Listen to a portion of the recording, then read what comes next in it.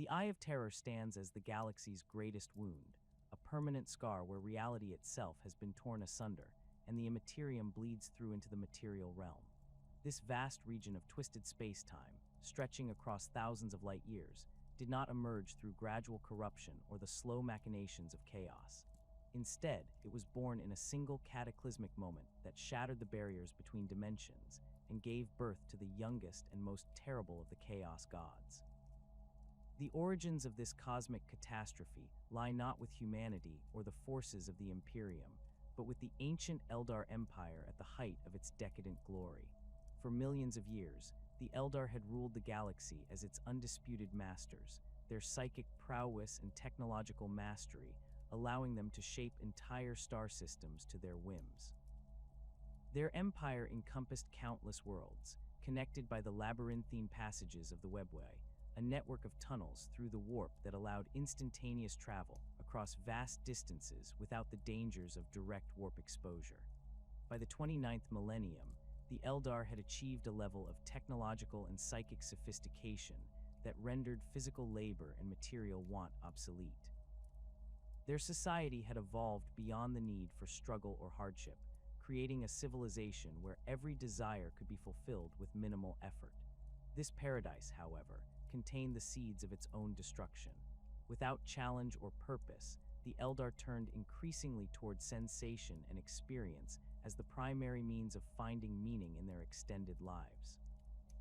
The Eldar psyche, naturally attuned to the warp and capable of experiencing emotions with an intensity that would destroy lesser beings, began to explore ever more extreme forms of pleasure and sensation. What began as artistic expression and philosophical exploration gradually transformed into something far more sinister. Entire sectors of Eldar society devoted themselves to the pursuit of increasingly exotic and extreme experiences, pushing the boundaries of sensation, pain, and pleasure in ways that would have horrified their ancestors. The core worlds of the Eldar Empire became centers of hedonistic excess that defied description. Vast pleasure palaces sprawled across entire continents, their twisted architecture designed to amplify and focus psychic energy. Within these structures, the Eldar engaged in rituals and practices that blurred the lines between ecstasy and agony, creation and destruction. Their psychic emanations, magnified by their natural abilities and the sheer number of participants, began to coalesce in the warp, feeding something that had never existed before. The barriers between real space and the Immaterium, maintained by the natural order of the universe, began to weaken under the constant psychic pressure generated by billions of Eldar minds focused on sensation and excess. The warp, that roiling sea of emotion and thought that underlies all reality, responded to this unprecedented influx of hedonistic psychic energy by beginning to form a new consciousness, a gestalt entity that would eventually become known as Slaanesh, she who thirsts. The process was gradual at first, taking place over several millennia, as the new entity slowly coalesced from the psychic emanations of the Eldar Empire. The barriers between dimensions grew progressively thinner, allowing increasing amounts of warp energy to seep into real space. This leakage manifested in subtle ways initially, reality becoming more malleable around the core worlds, time flowing differently in certain regions, and the laws of physics becoming increasingly unreliable. As the entity that would become Slaanesh grew stronger, feeding on the endless stream of sensation and excess generated by the Eldar, the effects became more pronounced. Entire worlds began to experience reality storms, where the fundamental nature of existence would shift without warning. Mountains might suddenly become liquid, gravity could reverse itself, and the very air might transform into something altogether different. The Eldar, intoxicated by their pursuits and blinded by their arrogance, failed to recognize these phenomena as harbingers of approaching doom. The final phase of this cosmic gestation began in the closing years of the 29th millennium and reached its horrific climax in the early 30th millennium. The psychic pressure generated by the Eldar Empire had reached a critical threshold, and the barriers between dimensions could no longer contain the growing entity within the warp. The birth of Slaanesh was not a gentle emergence, but a violent rupture that tore through the fabric of reality itself. The moment of birth occurred simultaneously across across the entire core region of the Eldar Empire, as the new Chaos God's first breath drew in the souls of virtually every Eldar within thousands of light years. The psychic death screams of billions of beings, each possessing psychic abilities far beyond those of ordinary mortals, created a resonance cascade that shattered the barriers between dimensions permanently. The agony and ecstasy of their final moments, amplified by their psychic nature, fed directly into Slaanesh's birth, making the new god immeasurably powerful from the very instant of its existence. The physical effects of this catastrophic birth were immediate and devastating. Across hundreds of star systems, reality simply ceased to function according to its normal laws. Planets were turned inside out, their molten cores becoming their surfaces while their atmospheres sank to the center. Stars aged millennia in moments, some collapsing into black holes while others expanded into red giants that consumed their entire systems. Space itself became fluid, flowing like water and carrying entire worlds along currents of pure warp energy. The region that had once been the heart of the Eldar Empire transformed into something that defied conventional description. The normal three-dimensional space that defined real space became intermingled with the chaotic geometry of the warp, creating a realm where the laws of physics were merely suggestions, and the landscape could shift according to the whims of chaos entities. Mountains of crystallized screams rose from seas of liquid emotion, while forests of bone and sinew grew beneath skies that rained tears of molten gold. This transformation was not merely physical but metaphysical, affecting the very nature of existence within the affected region. Time became non-linear, with past, present, and future existing simultaneously in some areas, while being completely absent in others.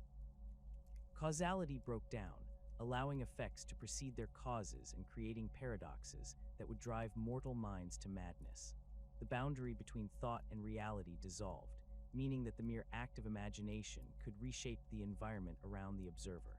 The newborn realm pulsed with malevolent life, its landscape constantly shifting and reforming according to the desires and nightmares of its demonic inhabitants. Vast cities of living flesh sprouted from the ground, their walls breathing and their streets flowing with rivers of psychic energy. Palaces of impossible beauty rose and fell in moments, their architecture defying geometric logic while somehow remaining perfectly functional for their otherworldly inhabitants. Within this twisted realm, the demons of Slaanesh found their perfect playground. Keepers of secrets stalked through halls of mirrors that reflected not images but desires, while demonettes danced through gardens where the flowers screamed in harmony with their movements. The very air thrummed with psychic energy, so intense that it could drive mortals insane with a single breath, yet it provided perfect sustenance for the entities of chaos that now called this place home. The Eldar who had not been consumed in the initial cataclysm found themselves facing extinction on a scale that their race had never before experienced. Those who survived the birth of Slaanesh did so only by being far from the core worlds when the catastrophe struck, or by possessing some form of protection against the psychic tsunami that accompanied the new god's emergence. The survivors faced a terrible reality. Their empire was gone, their gods were dead or dying, and their very souls were now claimed by the entity they had inadvertently created. The immediate aftermath saw a desperate exodus as surviving Eldar populations fled to whatever refuges they could find. The massive craft worlds, originally designed as trading vessels and mobile cities, became arcs of salvation for those who could reach them. These vast constructs, some the size of small moons, engaged their ancient drives and fled into the void, carrying millions of survivors away from the expanding zone of corruption. Other Eldar sought refuge in the hidden city of Camorra, deep within the webway itself. This ancient metropolis, originally built as a port and meeting place for the various factions of the Eldar Empire, became a sanctuary for those willing to embrace darker methods of survival. The inhabitants of Camorra, who would eventually become known as the Dark Eldar or Drukhari, discovered that by inflicting pain and suffering on others, they could sustain their souls and prevent them from being consumed by Slaanesh. The Exodite worlds, settled by Eldar who had rejected the decadent path of the core worlds millennia earlier, found themselves vindicated in their decision to abandon the Empire's hedonistic culture. These worlds, located far from the Eye of Terror, became havens for survivors who sought to return to a simpler way of life. The Exodites had maintained their connection to nature and rejected the psychic excess that had doomed their kin, allowing them to weather the psychic storm that accompanied Slaanesh's birth. The creation of the Eye of Terror marked more than just the destruction of the Eldar Empire. It represented a fundamental shift in the balance of power within the galaxy. The largest warp storm in known space now existed as a permanent gateway between the Immaterium and realspace, allowing the forces of chaos unprecedented access to the material universe. Demon armies could march directly from the warp into reality without the need for complex summoning rituals or temporary breaches in the barriers between dimensions. The Eye's influence extended far beyond its visible boundaries, affecting space-time throughout the surrounding sectors. Navigation became treacherous as the warp storms radiating from the Eye interfered with conventional travel methods. Entire systems found themselves cut off from the rest of the galaxy as the chaotic energies made warp travel impossible or deadly. The region became a no-man's land where only the most desperate or foolhardy would venture. The psychic resonance of the Eye could be felt across the galaxy, its malevolent presence detectable by any being with even rudimentary psychic abilities. Psykers throughout the galaxy reported nightmares and visions of impossible beauty and terrible corruption, while sensitive individuals found themselves drawn toward the Eye's location despite having no knowledge of its existence. The birth of Slaanesh had created a psychic beacon that would attract the attention of chaos cultists and fallen souls for millennia to come. The weakening of the barriers between dimensions that had enabled the Eye's creation continued to have effects throughout the galaxy. Reality became less stable in regions with high concentrations of psychic activity, allowing smaller warp storms and demonic incursions to occur with increasing frequency. The galaxy had become a more dangerous place, where the very fabric of existence could be torn apart by sufficient psychic trauma or chaos worship. The Eye of Terror exists as a cosmic anomaly that defies conventional understanding of space and scale. Stretching approximately 20,000 light-years across at its widest point, this vast region encompasses hundreds of star systems that have been fundamentally altered by their exposure to the raw energies of chaos. To comprehend the true magnitude of this aberration, one must consider that the Eye spans a distance roughly equivalent to 1/5 of the Milky Way's diameter, making it visible from virtually anywhere in the galaxy as a malevolent red stain against the stars. Within this immense region, the normal structure of space-time has been completely subverted. What was once a collection of orderly solar systems, each following predictable orbital mechanics and governed by consistent physical laws, has become a patchwork of reality fragments stitched together by the whims of chaos entities. Star systems that once required decades of warp travel to traverse now exist in impossible proximity to one another, their gravitational fields intermingling in ways that should tear both apart but instead create stable, if utterly alien, configurations. The boundaries of the Eye are not fixed or clearly defined like the borders of an imperial sector. Instead, they fluctuate constantly, expanding and contracting according to the psychic tides that flow through the region. During periods of intense chaos activity, the Eye's influence can extend thousands of light-years beyond its normal limits, engulfing previously stable systems in waves of corruption. Conversely, when the Chaos God's attention turns elsewhere, some border regions may experience temporary respites where normal physics reassert themselves, though these moments of stability rarely last long enough for meaningful imperial reclamation efforts.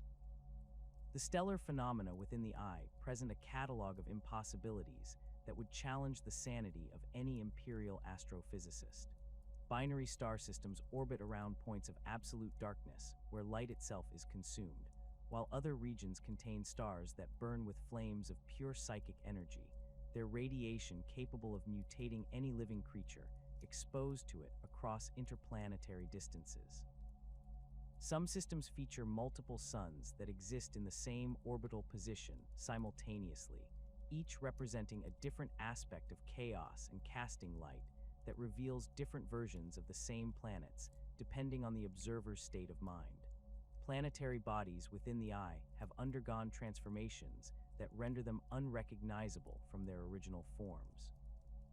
Worlds that once supported thriving Eldar populations now exist as living entities, their surfaces pulsing with organic rhythms, while their atmospheres consist of crystallized emotions. Gas giants have been turned inside out, their cores exposed to space, while their former atmospheres compress into solid shells that ring the planets like impossible mountains. Rocky worlds float freely through space without stars to anchor them, their surfaces lit by auroras of pure warp energy that dance across skies filled with impossible colors. The phenomenon of temporal distortion within the eye represents perhaps its most insidious characteristic.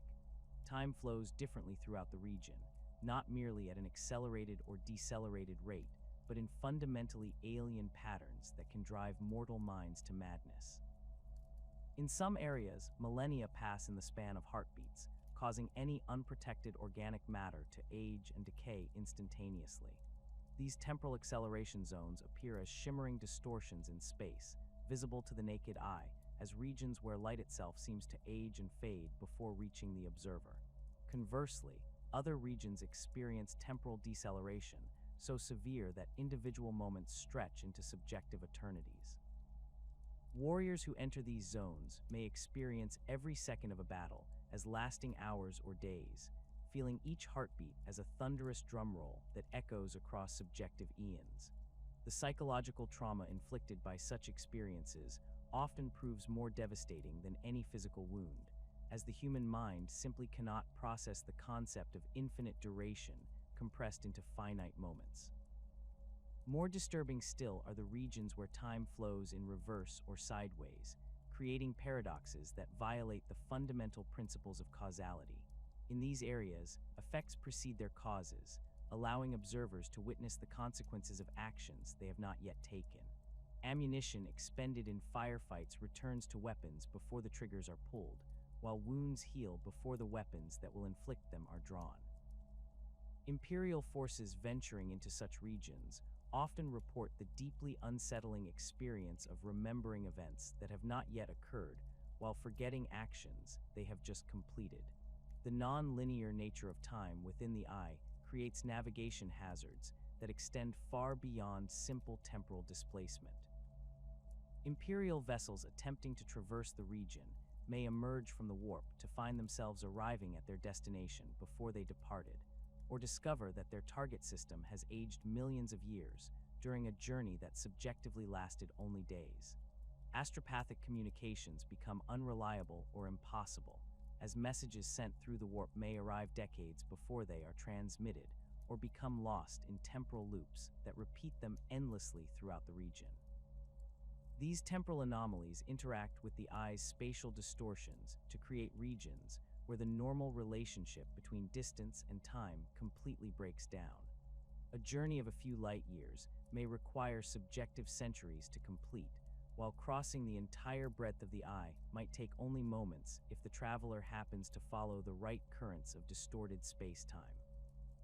Imperial tacticians have long since abandoned any attempt to create reliable maps of the region, as the very concept of fixed positions becomes meaningless when space itself can fold, twist, and invert without warning. The presence of demon worlds within the eye represents the ultimate expression of chaos dominion over reality.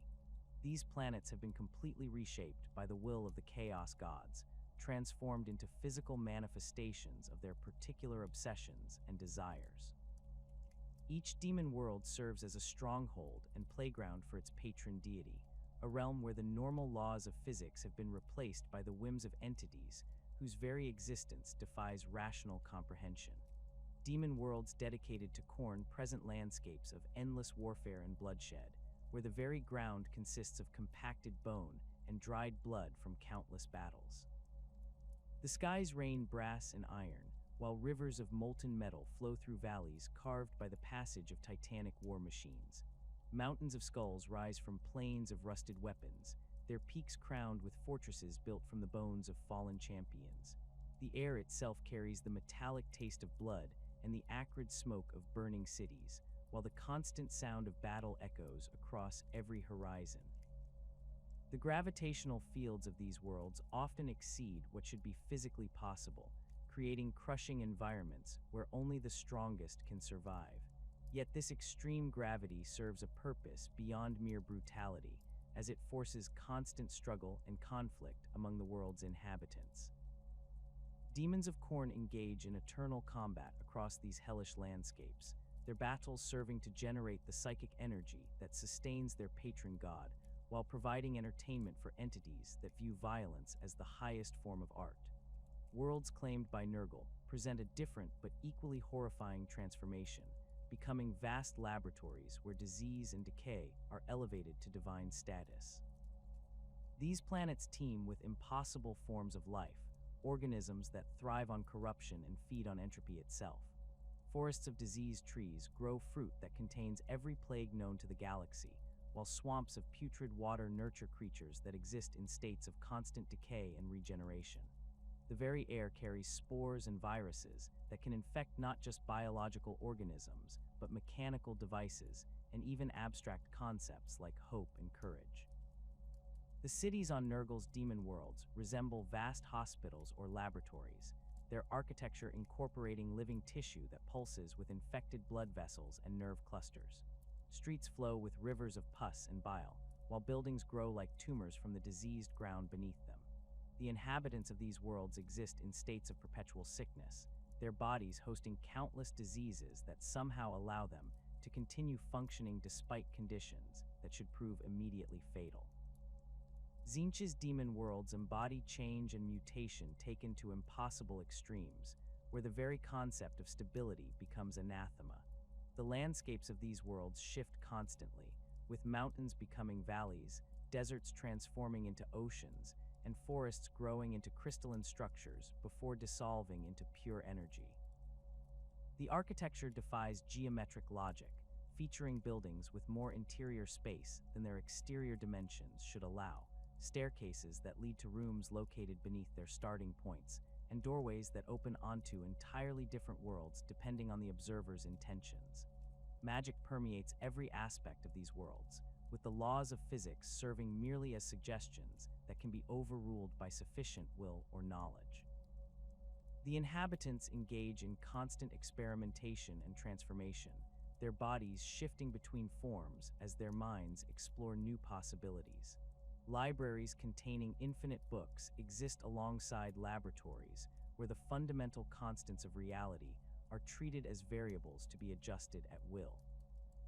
Slaanesh's demon worlds represent the pursuit of sensation and perfection carried to ultimate extremes, creating realms where beauty and horror intertwine in ways that can drive observers mad with desire or revulsion. The landscapes feature impossible vistas of crystalline perfection, where every surface reflects light in patterns designed to induce specific emotional responses. Gardens of living sculptures writhe in eternal dance, their forms shifting between states of divine beauty and grotesque corruption according to the observer's deepest desires and fears. The cities on these worlds resemble vast amphitheaters or pleasure palaces, their architecture designed to amplify and focus psychic energy while providing venues for performances that blend art, torture, and transcendence into singular experiences. Every surface, every angle, every proportion has been calculated to produce maximum aesthetic impact, creating environments so beautiful that mortals exposed to them often lose the will to leave or even move, becoming living statues frozen in moments of perfect rapture. The phenomenon of warp storms emanating from the eye creates navigation hazards that extend far beyond the region's visible boundaries. These storms represent areas where the barrier between real space and the Immaterium has become so thin that the chaotic energies of the warp bleed through into normal space-time. The storms appear as vast clouds of psychic energy that can span entire star systems, their boundaries marked by aurora, like displays of impossible colors that shift and dance according to the emotional states of nearby observers. Within these storms, conventional travel becomes extremely dangerous as the normal rules governing warp navigation break down completely. Ships entering storm regions may find their Geller fields overwhelmed by the sheer intensity of psychic energy, leaving their crews exposed to demonic possession or worse. Navigation becomes impossible as the storms interfere with both conventional sensors and psychic detection methods, leaving vessels to drift helplessly through regions where space itself has become fluid and unpredictable.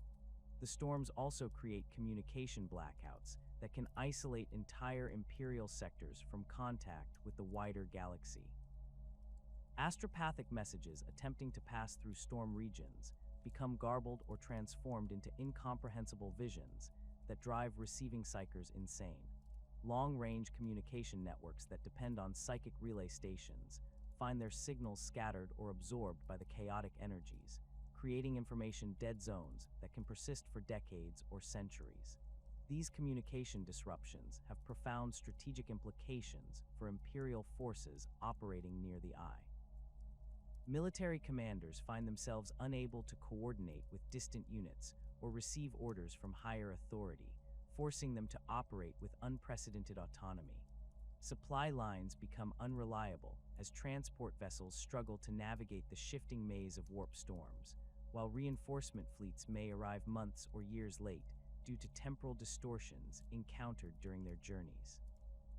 The storms themselves are not static phenomena, but pulse and flow according to patterns that seem to reflect the activities of the Chaos Gods within the Eye. During periods of intense demonic activity, the storms expand outward like the ripples from a stone dropped in still water, engulfing previously stable systems in waves of corruption. Conversely, when the attention of chaos turns elsewhere, some storms may dissipate temporarily, allowing brief windows of opportunity for Imperial forces to establish supply routes or evacuate threatened populations.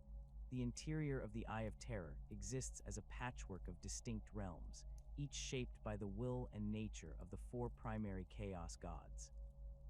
These domains do not follow conventional geographic boundaries, but instead exist as overlapping territories, where the fundamental nature of reality shifts according to the patron deity's particular obsessions. The transitions between these realms occur without warning, as a traveler might step from a crystalline maze dedicated to Tzeentch directly into a plague garden of Nurgle, with no intervening neutral space to mark the boundary. The domain of Khorne manifests as an endless expanse of brass and blood, where the very concept of peace has been purged from existence. Vast fortresses of tarnished brass rise from plains carpeted with the bones of countless warriors, their walls constructed from interlocking skulls that still bear the expressions of rage they wore in their final moments. These citadels stretch impossibly high into skies the color of dried blood, their spires crowned with enormous brass skulls that serve as both architectural elements and monuments to the blood god's eternal hunger for violence.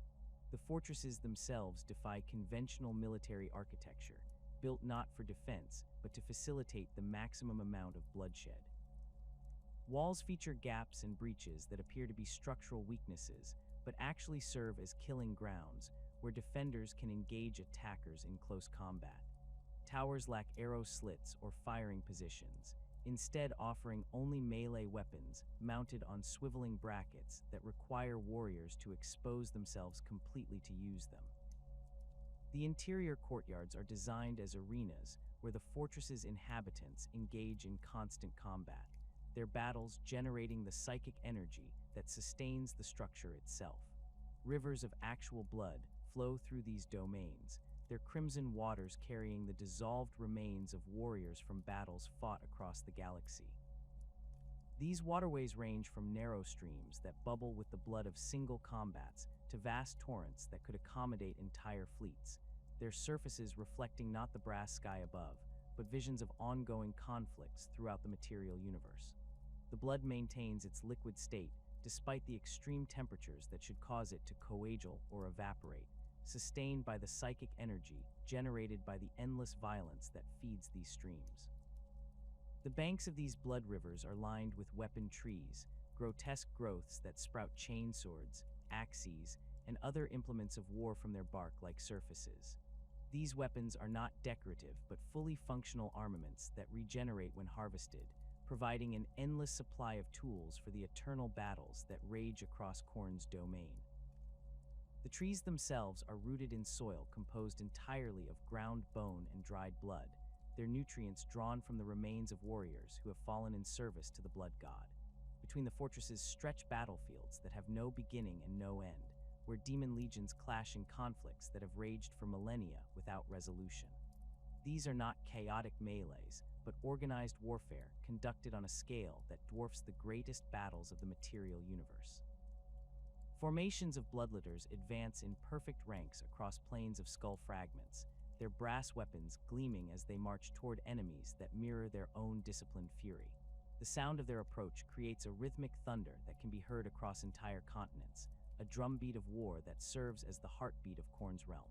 The combatants in these eternal battles include not only demons, but the souls of warriors who died in service to Khorne throughout the galaxy's history. These spirit warriors retain their skills and memories from life, but find their bodies transformed into idealized versions of their mortal forms, enhanced for endless combat, but stripped of any capacity for mercy or retreat. They fight with weapons forged from their own crystallized rage, implements that grow sharper and more deadly with each enemy they claim. Above these battlefields, the brass sky occasionally opens to reveal glimpses of conflicts raging on distant worlds, allowing the demons below to witness and draw inspiration from mortal warriors who serve their patron. These visions serve both as entertainment and as recruitment opportunities, as particularly impressive displays of martial prowess can attract the attention of demon princes who may choose to elevate worthy mortals to join their eternal armies. The temperature within Khorne's domain fluctuates wildly, from the searing heat generated by the brass fortresses to the bone-chilling cold that emanates from ancient battlefields where the psychic resonance of mass death has frozen the very air. These temperature variations create constant thermal winds that carry the scent of blood and the sound of distant combat across vast distances, ensuring that no corner of the domain remains untouched by the presence of war. In stark contrast to Khorne's straightforward brutality, Tzeentch's territories within the eye present labyrinthine realms where reality itself becomes a puzzle to be solved. These domains take the form of vast crystalline mazes that extend in all directions, including dimensions that mortal minds cannot properly perceive. The walls of these mazes are constructed from a substance that resembles crystal, but possesses properties that change according to the observer's knowledge and intentions. To an ignorant viewer, the walls might appear as simple barriers, but to one versed in the arcane arts, they reveal themselves as repositories of forbidden knowledge, inscribed in languages that shift and evolve as they are read. The geometry of Tzeentch's mazes defies conventional mathematics, featuring corridors that loop back on themselves while somehow leading to entirely different destinations, staircases that ascend and descend simultaneously, and chambers that exist in multiple locations at once. The pathways constantly reconfigure themselves according to patterns that reflect the changer of Wei's incomprehensible schemes, ensuring that no route through the maze remains stable for more than a few moments. Within these crystalline passages, knowledge takes on physical form, manifesting as living entities that skitter along the walls or float through the air like luminous butterflies. These knowledge creatures represent fragments of understanding torn from the minds of scholars, psychers, and sorcerers throughout the galaxy. They range from simple mathematical concepts that appear as geometric shapes to complex philosophical treatises that manifest as writhing, tentacled beings whose very presence can drive observers mad with unwanted enlightenment. The pursuit of these knowledge entities forms one of the primary activities within Tzeentch's domain, as demons and mortal servants engage in elaborate hunts designed to capture specific pieces of information. However, the act of capturing knowledge often proves more dangerous than beneficial, as the information may be incomplete, deliberately misleading, or so fundamentally alien that it corrupts the mind of anyone who attempts to comprehend it. Many of the maze's inhabitants exist in states of constant transformation, their bodies and minds reshaped by the forbidden knowledge they have absorbed. The walls of the maze serve as more than mere barriers, functioning as vast libraries where every secret ever conceived is recorded in scripts that write themselves. These inscriptions appear and disappear according to the reader's level of understanding and the changer of Wei's current whims. A scholar might spend subjective centuries studying a single wall only to discover that the knowledge they sought was always present, but written in a language they had not yet learned to perceive. At the center of certain maze sections stand towers of pure crystal that stretch infinitely upward, their surfaces reflecting not the viewer's image, but their potential futures. These towers serve as observation posts for Tzeentch's greater demons, who use them to monitor the countless schemes and plots unfolding throughout the galaxy. The reflections in the crystal show not just what might happen, but what could happen if specific variables were altered, providing the Chaos God with the information needed to manipulate events across space and time. The lighting within Tzeentch's domain comes not from any conventional source, but from the knowledge itself, as understanding literally illuminates the crystalline structures.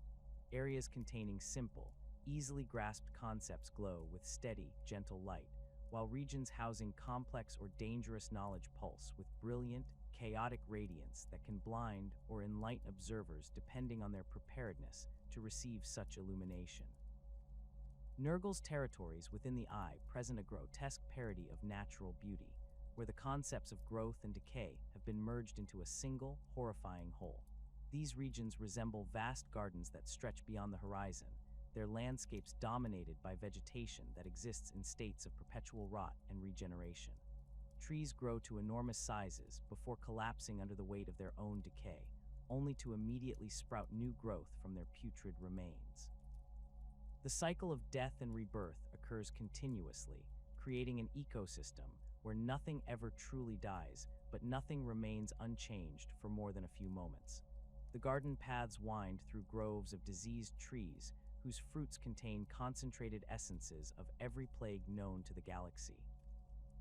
These fruits hang heavy on branches that droop with the weight of corruption, their surfaces glistening with moisture that carries viral and bacterial agents capable of infecting not just biological organisms, but mechanical devices and even abstract concepts. The very act of observing these fruits can transmit their diseases to the viewer, as Nurgle's plagues operate according to principles that transcend mere biological infection. Flowers bloom throughout these gardens in impossible profusion, their petals displaying colors that exist only in states of decay. These blossoms release spores that drift on winds that smell simultaneously of fresh growth and putrid death, carrying genetic material that can spontaneously generate new forms of life in whatever soil it settles upon. The resulting organisms often display characteristics borrowed from multiple species, creating hybrid creatures that embody Nurgle's philosophy of endless change through corruption. The waterways that flow through Nurgle's domain consist not of clear streams, but of thick, viscous fluids that contain the dissolved essence of countless organic compounds. These rivers of putrefaction support ecosystems of bacteria and fungi that have evolved beyond the need for conventional nutrients, instead feeding directly on entropy and decay. The banks of these waterways are lined with reeds and grasses that grow from soil composed entirely of composted organic matter, their roots extending deep into substrates that teem with microscopic life. Throughout the garden stand structures that resemble massive compost heaps or termite mounds, their surfaces crawling with insects and other decomposer organisms that serve as Nurgle's gardeners. These structures house the plague god's demon servants, who tend the gardens with the same care that mortal gardeners might show to prize roses. The demons carefully cultivate new strains of disease, crossbreeding different pathogens to create hybrid plagues that combine the most virulent characteristics of their parent organisms. The atmosphere within Nurgle's domain carries a thick, humid quality that makes every breath feel substantial, as if the air itself possesses nutritional value. This atmosphere supports airborne ecosystems of floating microorganisms that form visible clouds of living matter, their movements creating patterns that spell out the names of diseases in languages that predate mortal civilization. The temperature remains constant at the optimal level for bacterial growth, creating greenhouse conditions that accelerate the processes of decay and regeneration.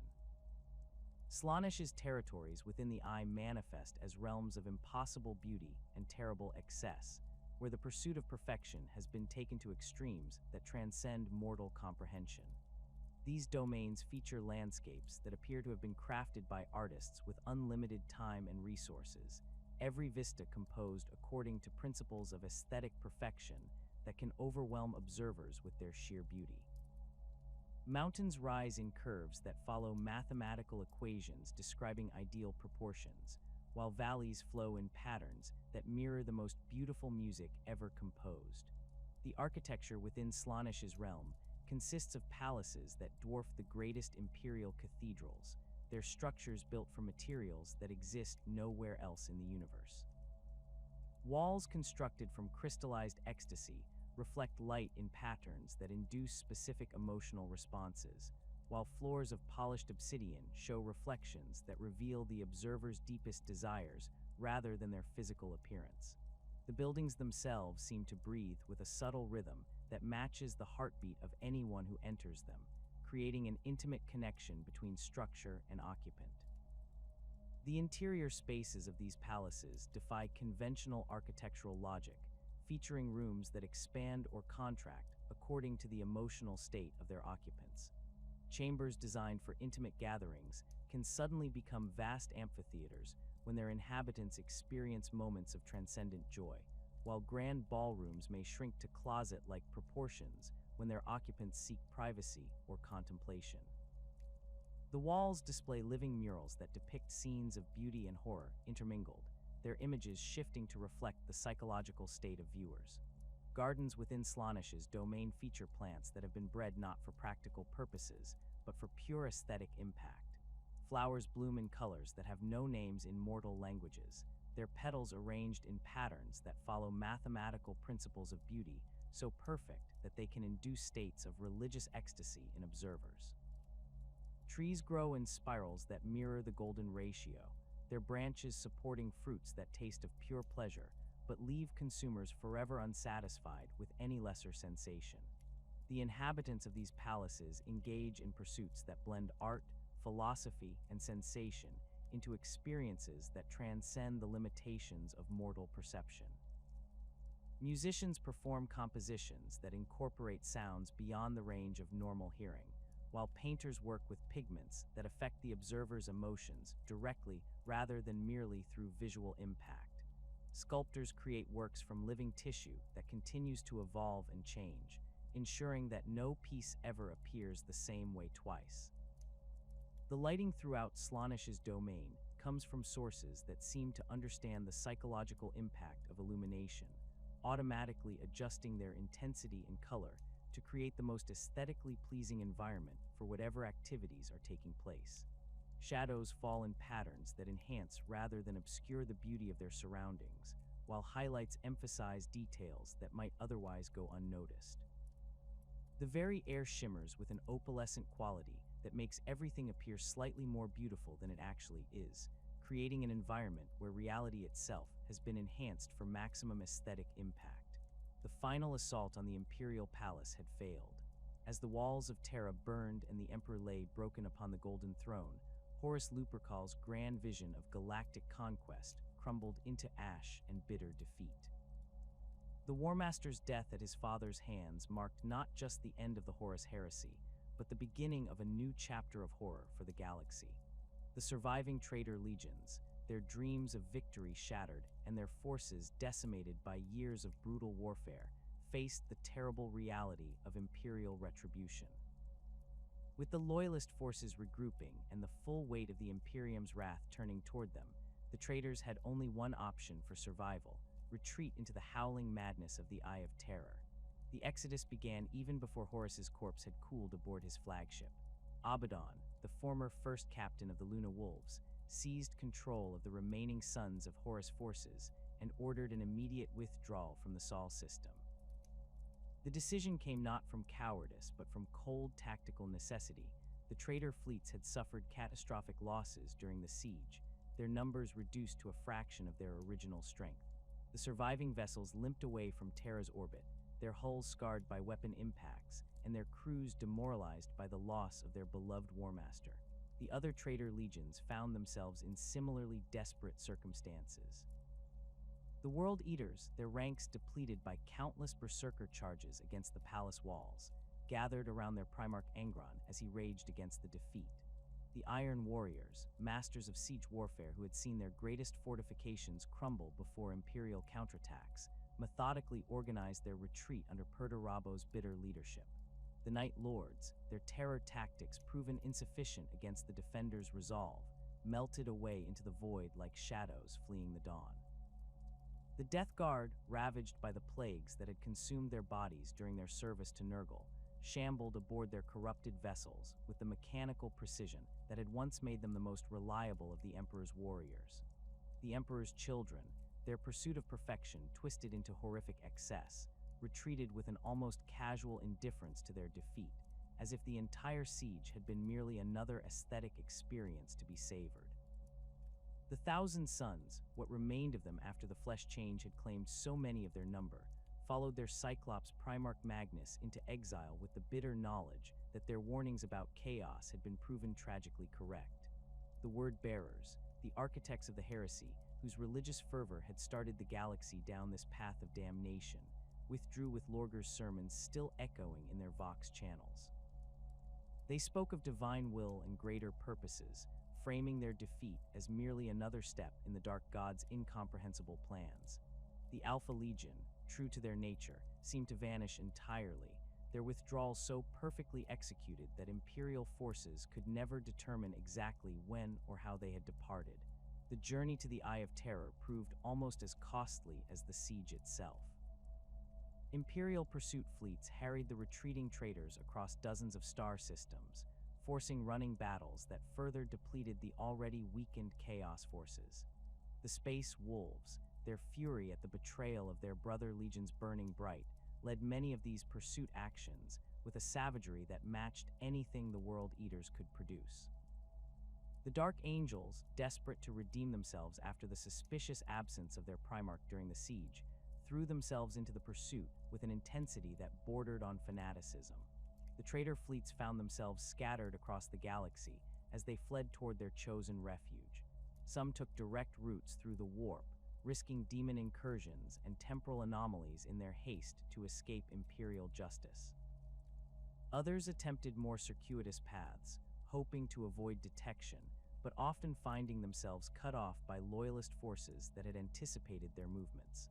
The fractured nature of their retreat meant that many individual warbands became separated from their parent legions, beginning a process of fragmentation that would define Chaos' space marine organization for millennia to come. As the first traitor vessels crossed the threshold into the Eye of Terror, they encountered a realm that had been fundamentally transformed since the birth of Slaanesh. The chaotic energies unleashed by the Eldar Empire's fall had been further destabilized by the massive psychic trauma of the heresy itself. The deaths of billions of loyal Imperial citizens, the corruption of entire Space Marine legions, and the near destruction of the Emperor had sent shockwaves through the warp that resonated throughout the Eye's twisted geography. The Chaos Gods welcomed their new servants with gifts that were also curses. The raw stuff of the warp began to seep into the traitors' bodies and souls, accelerating mutations that had already begun during their service to the Dark Powers. Space Marines who had once been paragons of human genetic engineering found their flesh reshaping itself according to the whims of entities that viewed physical form as merely another medium for artistic expression. The Sons of Horus, renamed the Black Legion in bitter acknowledgement of their failure, experienced transformations that reflected their patron's nature as the War Master of Chaos. Their power armor fused with their flesh, creating hybrid forms that were part machine, part demon. Their weapons began to exhibit malevolent intelligence, whispering tactical advice that came with a price in sanity and soul. Abaddon himself underwent changes that elevated him beyond his original nature as a space marine, his body becoming a vessel for the combined will of all four Chaos Gods. The World Eaters found their berserker rage amplified beyond all previous limits as Khorne's influence saturated their beings. The psycho-surgical implants that had once regulated their aggression became obsolete as demonic possession provided a more direct path to eternal fury. Their chain axes grew teeth that regenerated from the wielder's own bone marrow, while their armor sprouted spikes that fed on the blood of enemies. Many World Eaters found their bodies swelling with unnatural muscle mass as Khorne reshaped them into more efficient killing machines. The Emperor's children embraced their transformation with the same enthusiasm they had once shown for martial perfection. Slaanesh's gifts manifested as enhanced senses that could perceive beauty and horror in ways that would drive normal humans insane. Their armor became living art, its surfaces shifting to display patterns that reflected the wearer's emotional state. Their weapons evolved into instruments of exquisite torture, designed not just to kill, but to extract the maximum possible sensation from both victim and wielder. The Death Guard discovered that their service to Nurgle had made them functionally immortal, but at a cost that would have horrified their former selves. Their bodies became walking ecosystems, hosting countless diseases and parasites that somehow allowed them to continue functioning despite conditions that should have been immediately fatal. Their armor rusted and corroded, but never failed completely, becoming part of their flesh in a symbiosis that blurred the line between machine and organism. The establishment of fortress worlds within the Eye began almost immediately as the Traitor Legions sought to create bases from which they could plan their eventual return to the material universe. These worlds, claimed from the Eye's chaotic geography through a combination of force and negotiation with demonic entities, became laboratories for the development of new forms of warfare and corruption. The process of claiming a world within the Eye required more than simple conquest. The planets themselves were often sentient entities that had to be bargained with, threatened, or somehow convinced to accept new inhabitants. Some worlds demanded tribute in the form of souls or emotions, while others required their new occupants to participate in elaborate rituals that bound them to the planet's essence. The most successful fortress worlds were those where the claiming legion's nature aligned with the world's existing characteristics, creating symbiotic relationships that benefited both parties. Medrengard, claimed by the Iron Warriors, became a massive fortress factory where demon engines were forged from a fusion of technology and warp-spawned malevolence. The planet's surface was reshaped into a single, continent-spanning fortification, whose walls incorporated the screaming faces of defeated enemies into their structure. Foundries powered by the torment of enslaved souls produced weapons and armor that combined the Iron Warriors' engineering expertise with demonic intelligence. The World Eaters established gladiatorial worlds where eternal combat provided both entertainment and spiritual sustenance. These planets featured vast arena complexes where captured enemies, rival chaos forces, and even fellow World Eaters fought in battles that could last for subjective centuries. The psychic energy generated by these conflicts fed directly into Khorne's realm, strengthening the Blood God while providing his servants with an endless supply of worthy opponents. The Emperor's children created pleasure worlds that served as both recruitment centers and testing grounds for new forms of excess. These planets featured cities designed according to principles of aesthetic perfection, where every surface and structure was calculated to produce maximum sensory impact. The inhabitants engaged in pursuits that pushed the boundaries of experience beyond anything possible in the material universe, their activities generating the psychic energy that sustained Slaanesh's realm.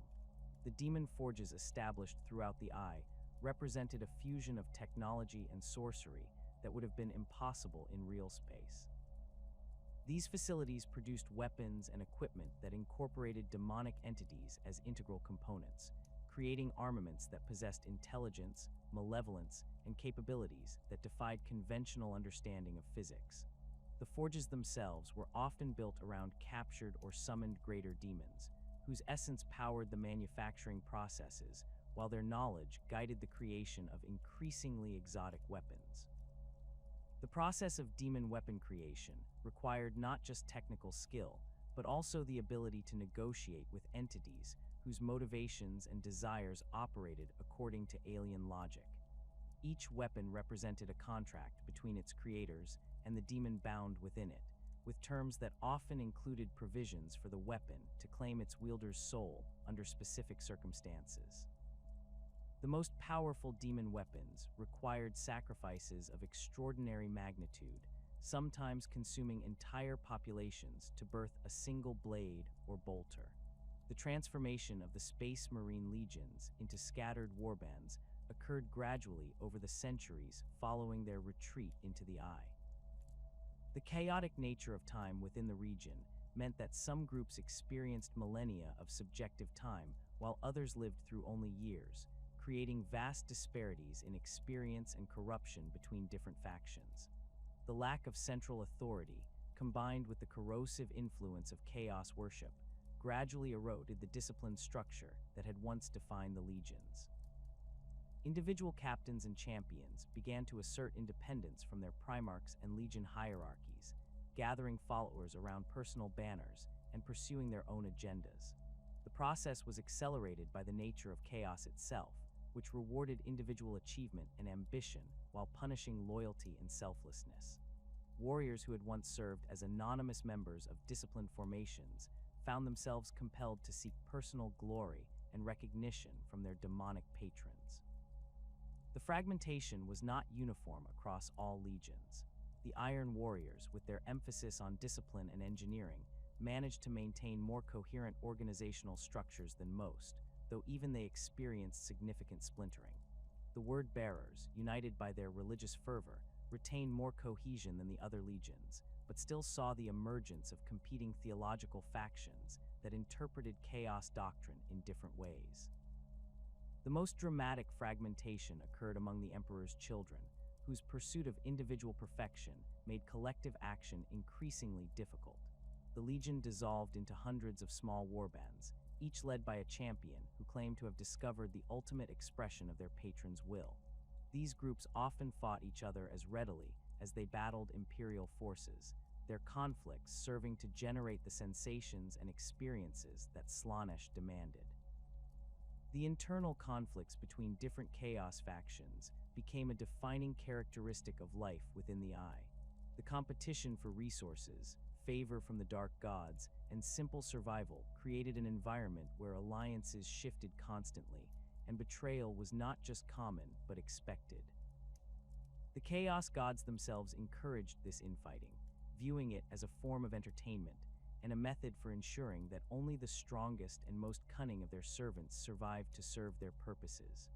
The rivalry between Abaddon's Black Legion and the other traitor forces became particularly intense as the former first captain of the Luna Wolves sought to establish himself as the new Warmaster of Chaos. His claims to leadership were disputed by primarchs who saw no reason to subordinate themselves to a mere space marine, regardless of his achievements or the favor he had gained from the dark gods. The resulting conflicts created fault lines within the chaos forces that would persist for millennia. Abaddon's approach to leadership differed significantly from that of Horus. Where the former Warmaster had relied on charisma and brotherhood to unite the legions, Abaddon used a combination of force, cunning, and careful manipulation of chaos politics. He actively recruited warriors from all of the traitor legions, creating a force that transcended the old loyalties while positioning himself as the ultimate expression of chaos unity. The Black Legion's growth came at the expense of the other legions, as Abaddon's recruiters targeted dissatisfied warriors who felt abandoned by their own primarchs or marginalized within their original formations. This practice created additional sources of conflict, as Legion commanders found their best warriors defecting to join the Black Legion's growing ranks. The process was facilitated by the nature of chaos worship itself, which encouraged individuals to seek power and advancement regardless of traditional loyalties. The establishment of permanent strongholds within the Eye of Terror required the traitor legions to master the art of claiming and reshaping worlds that existed according to principles utterly alien to those of real space. These fortress worlds became more than mere military installations. They transformed into living extensions of their occupants' nature, shaped by decades or centuries of exposure to the raw energies of chaos. Each world reflected the particular obsessions and character of its claiming legion, creating a diverse collection of nightmare realms that served as bases for raids into imperial space and laboratories for the development of new forms of corruption. Sikaris stands as perhaps the most significant of these corrupted worlds, serving as the primary stronghold of the Word-Bearers' Legion and a monument to their role as the architects of the galaxy's fall to chaos. The planet's transformation began almost immediately after the Legion's arrival in the Eye, as Lorgar and his Dark Apostles set about reshaping its surface according to their vision of perfect devotion to the Dark Gods. The world that emerged from this process bore no resemblance to its original form, having been rebuilt as a vast shrine world dedicated to chaos undivided. The surface of Sikaris features massive cathedral fortresses that dwarf even the greatest imperial basilicas, their spires reaching into the planet's perpetually storm-racked atmosphere. These structures follow architectural principles that incorporate elements from all four Chaos Gods, creating buildings that somehow maintain structural integrity despite featuring geometries that should be mathematically impossible.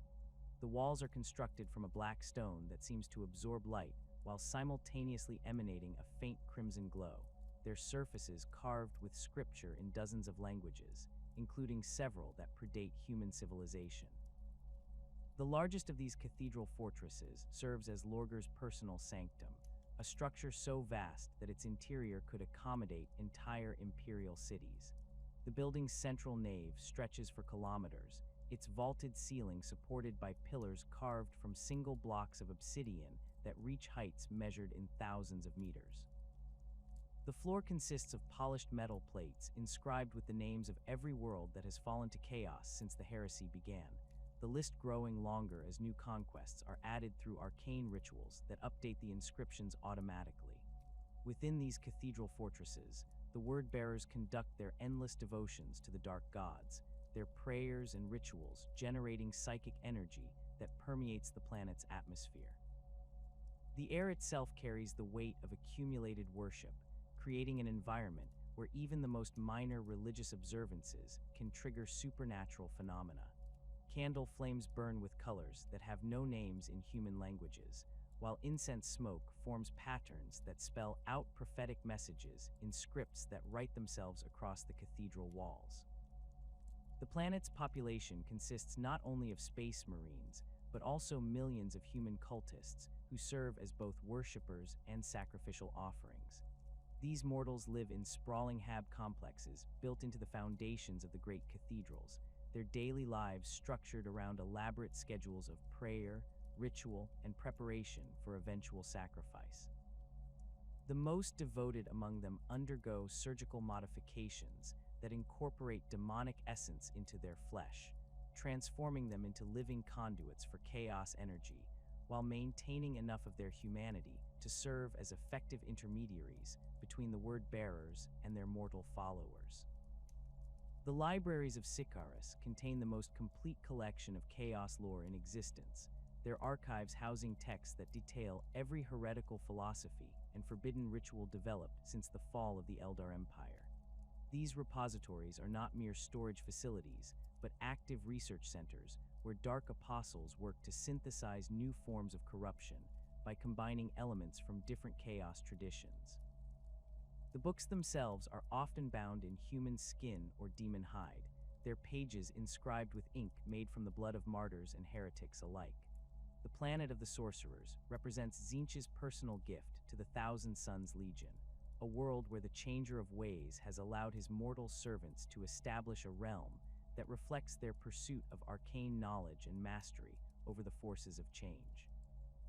The planet exists in a state of constant flux, its surface reshaping itself according to patterns that mirror the complex schemes and plots that Tzeentch weaves throughout the galaxy. Mountains rise and fall within hours, while seas of liquid crystal form and evaporate according to tides that follow no natural laws. At the planet's heart stands the Tower of the Cyclops, Magnus the Red's personal fortress, and the most architecturally impossible structure within the Eye of Terror. The tower appears to be constructed from crystallized knowledge itself, its walls transparent, yet somehow containing vast libraries and laboratories within their seemingly empty confines. The structure extends infinitely upward, its upper reaches disappearing into dimensions that mortal eyes cannot perceive, while its foundations sink deep into the planet's core, where they tap directly into the raw energies of the warp. The tower's interior defies conventional spatial relationships, featuring chambers that exist in multiple locations simultaneously and corridors that lead to rooms located in entirely different time periods. Magnus has arranged his personal study to overlook every possible future simultaneously, the chamber's windows showing not the planet's surface, but visions of events that may or may not come to pass. The Crimson King spends subjective centuries in this space, analyzing the threads of fate and possibility while working to unravel the schemes that led to his legion's damnation. The libraries within the tower contain not just books, but crystallized thoughts and memories extracted from the minds of scholars throughout the galaxy. These knowledge crystals can be activated by touch, flooding the user's consciousness with information that may take years to fully comprehend. The most dangerous crystals are kept in specially warded vaults, their contents so fundamentally alien or corrupting that exposure to them can transform the reader's mind into something no longer recognizably human. The planet's surface features vast crystal gardens where the Thousand Suns conduct their sorcerous experiments, their rituals causing reality to bend and twist in ways that create permanent alterations to the local space-time. These experimental zones serve as testing grounds for new spells and psychic techniques, their boundaries marked by warning runes that shift position to reflect the current danger level of the experiments being conducted within. The surviving members of the Thousand Suns who have not yet succumbed to the flesh change work tirelessly to find a cure for their condition, their research facilities scattered across the planet's ever-changing surface. These laboratories are staffed by rubric Marines, the dust-filled power armor that contains all that remains of thousands of their battle brothers, their empty helms glowing with eldritch fire as they carry out their former comrades' final commands with mechanical precision. The Plague Planet serves as Nurgle's gift to Mortarion and the Death Guard, a world where the concepts of disease and decay have been elevated to divine status. The planet's transformation reflects the Death Guard's embrace of their patron's philosophy, creating an environment where corruption and putrefaction are not signs of failure, but evidence of natural processes working as intended. The world pulses with organic rhythms that match the heartbeat of the Plague God himself, its surface rising and falling like the chest of some impossibly vast organism. The planet's atmosphere consists of a thick, humid mixture of gases that would be immediately fatal to unprotected humans, but provides perfect conditions for the cultivation of every disease known to the galaxy. The air carries spores and viral particles that can infect not just biological organisms, but mechanical devices and even abstract concepts, creating plagues that attack hope, courage, and other intangible qualities. The Death Guard move through this environment without protection, their corrupted physiology having adapted to thrive in conditions that represent the ultimate expression of biological warfare. Mortarion's fortress occupies the planet's largest continent, a sprawling complex that resembles a combination of military installation and medical research facility. The structure's walls are built from compressed organic matter that continues to decay and regenerate, creating a living fortress that heals damage automatically while constantly evolving to meet new threats. The interior chambers serve as laboratories where the Death Guard conduct experiments in biological warfare, their research aimed at developing new strains of disease that can overcome even the most advanced Imperial medical countermeasures. The planet's surface features vast gardens where diseased plants grow in impossible profusion, their roots extending deep into soil composed entirely of composted organic matter. These botanical laboratories produce fruits and flowers that contain concentrated essences of specific diseases, allowing the Death Guard to harvest biological weapons with the same ease that normal farmers might collect vegetables. The gardens are tended by servitors whose bodies have been extensively modified to incorporate symbiotic organisms that assist in the cultivation process. The waterways that flow across the planet consist of thick, viscous streams that carry dissolved nutrients and bacterial cultures to every corner of the world. These rivers support ecosystems of microorganisms that have evolved beyond conventional biological limitations, some species existing as pure information that can infect data systems and corrupt machine spirits. The Death Guard use these waterways as transportation networks, their vessels designed to navigate the thick fluids while harvesting useful organisms from the water. The population centers scattered across the planet house millions of cultists whose bodies serve as living laboratories for disease research. These mortals exist in states of perpetual sickness that somehow allow them to continue functioning, their immune systems having been deliberately compromised to make them ideal test subjects for new pathogens. The most successful experimental subjects are elevated to positions of authority within the cult hierarchy, their survival proving their worthiness to serve as vessels for Nurgle's gifts. The demon worlds claimed by Khorne throughout the Eye of Terror serve as eternal battlegrounds where Angron and the World Eaters can indulge their hunger for violence without restraint. These planets have been reshaped into perfect arenas for combat, their surfaces featuring terrain designed to facilitate the maximum amount of bloodshed while providing endless opportunities for glorious battle. The worlds pulse with the rhythm of war, their very existence sustained by the psychic energy generated by constant conflict. The largest of these demon worlds features a surface dominated by brass citadels that rise from plains carpeted with the skulls of fallen warriors. These fortresses serve not as defensive positions, but as gladiatorial complexes where the World Eaters engage in ritual combat that has continued uninterrupted for millennia.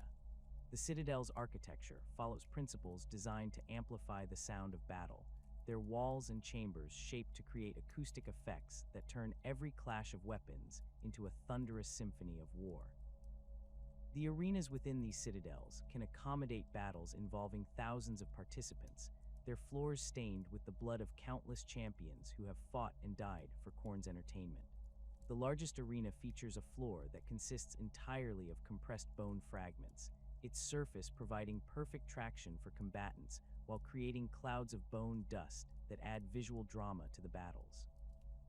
The walls rise in tiers that can accommodate millions of spectators, though the only audiences these battles ever receive consist of demons and the spirits of dead warriors who watch from the realm of Khorne.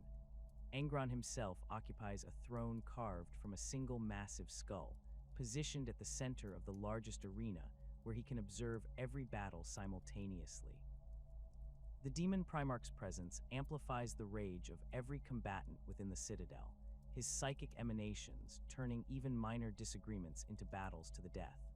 The throne room features walls decorated with weapons taken from every enemy the World Eaters have defeated, the collection growing larger as new trophies are added after each successful raid into Imperial space. The planet's surface between the citadels consists of battlefields where massive formations of World Eaters engage in organized warfare on a scale that dwarfs the greatest conflicts of the material universe. These battles follow no strategic purpose beyond the generation of violence itself, their participants fighting with weapons forged from their own crystallized rage. The combatants include not only space marines, but also the souls of warriors who died in service to Khorne throughout galactic history, their spiritual forms enhanced for eternal combat. The weapons used in these eternal battles are forged in demon foundries that operate continuously, their furnaces fed by the rage and hatred of the combatants themselves.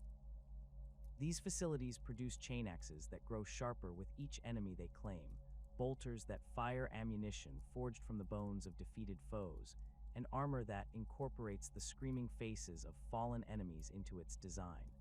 The foundries are staffed by demon smiths who take personal pride in creating instruments of war that exceed even Khornate standards for brutality and effectiveness. The death of Horus Lupercal aboard his flagship above Terra left a power vacuum within the forces of chaos that threatened to tear apart what remained of the rebellion. As the Traitor Legions fled into the Eye of Terror, their unity shattered along with their dreams of conquest. The question of leadership became paramount to their survival. Among the surviving champions, none possessed a stronger claim to succession than Ezekiel Abaddon, the former first captain of the 16th Legion who had served as Horus's most trusted lieutenant throughout the heresy. Yet claiming that mantle would require more than mere rank or past achievements, it would demand the forging of a new identity that could unite the fractured forces of chaos under a single banner. Abaddon's rise to power began not with grand proclamations or dramatic gestures, but with the methodical elimination of rivals and the careful cultivation of alliances among the scattered warbands that had once comprised the Sons of Horus. The Legion had suffered catastrophic losses during the Siege of Terra, its surviving members demoralized by their Primarch's death and uncertain about their future within the Eye of Terror. Many questioned whether the Legion could survive at all, given the scale of their defeat and the loss of the charismatic leader who had bound them together. The first captain understood that mourning Horus would accomplish nothing beyond ensuring their eventual destruction at the hands of Imperial pursuit forces or rival Chaos factions.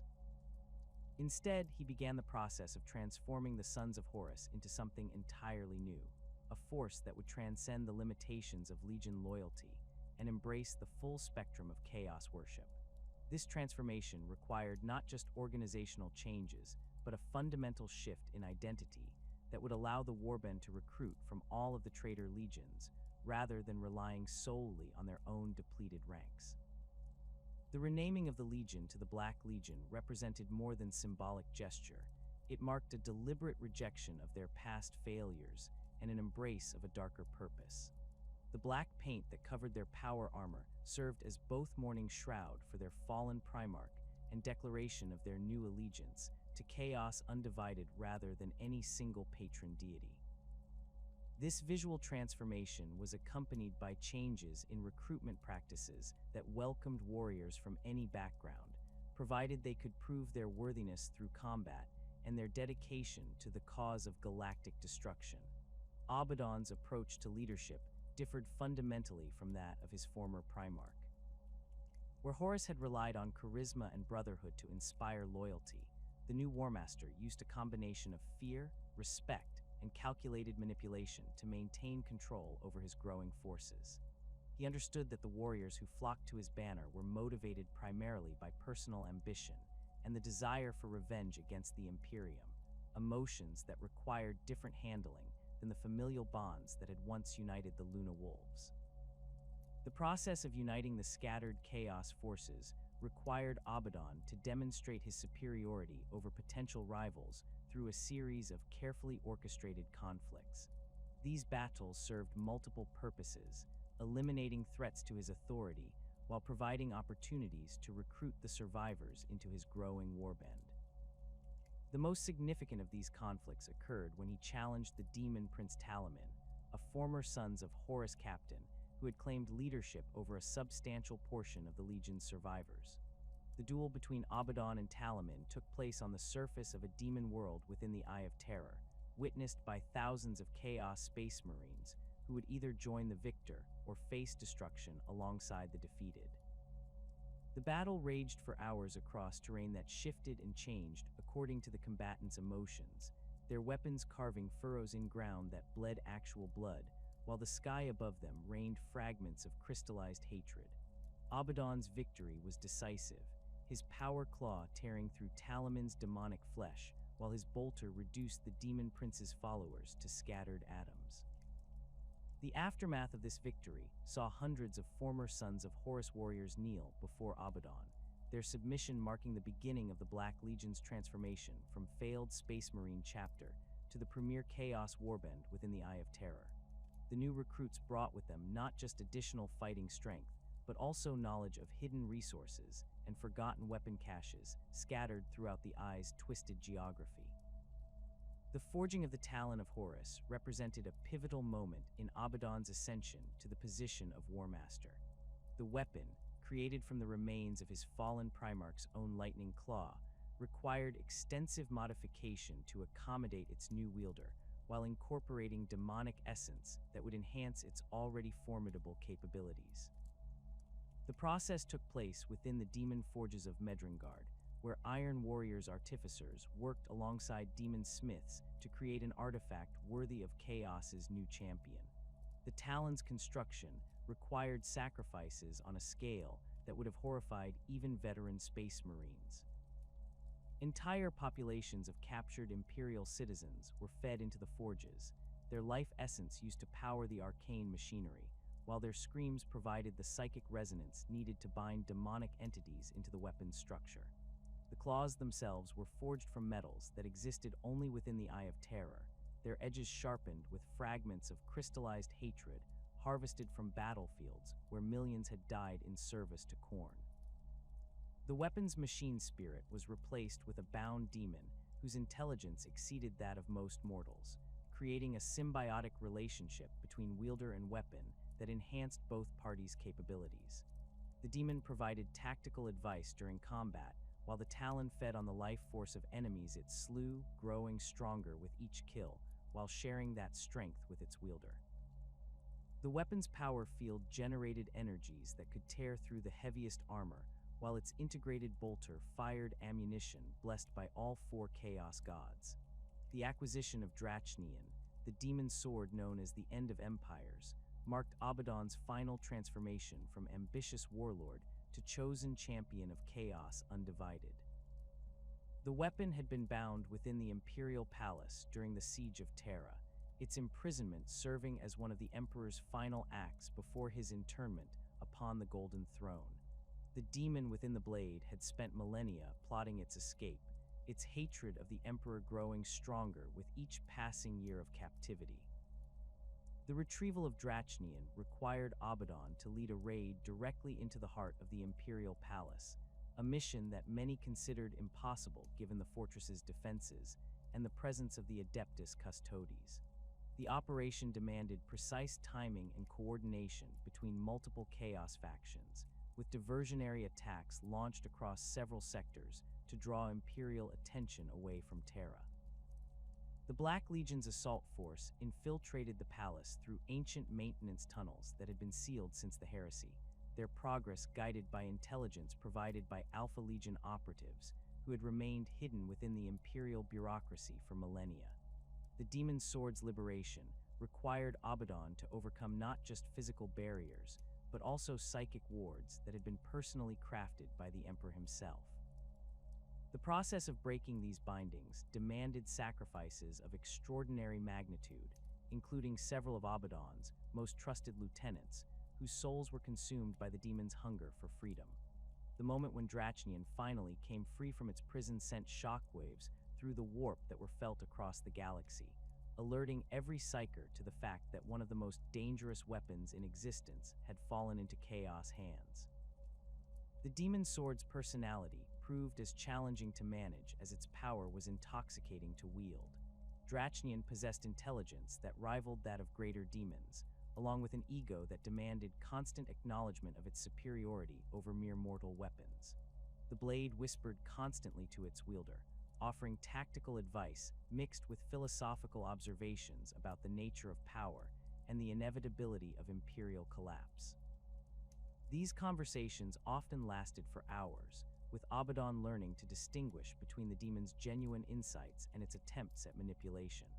The weapon's capabilities extended far beyond simple physical damage, encompassing powers that could affect reality itself on a fundamental level. Drachnian could cut through more than flesh and armor. It could sever the bonds between soul and body, slice through dimensional barriers, and even wound abstract concepts like hope or loyalty.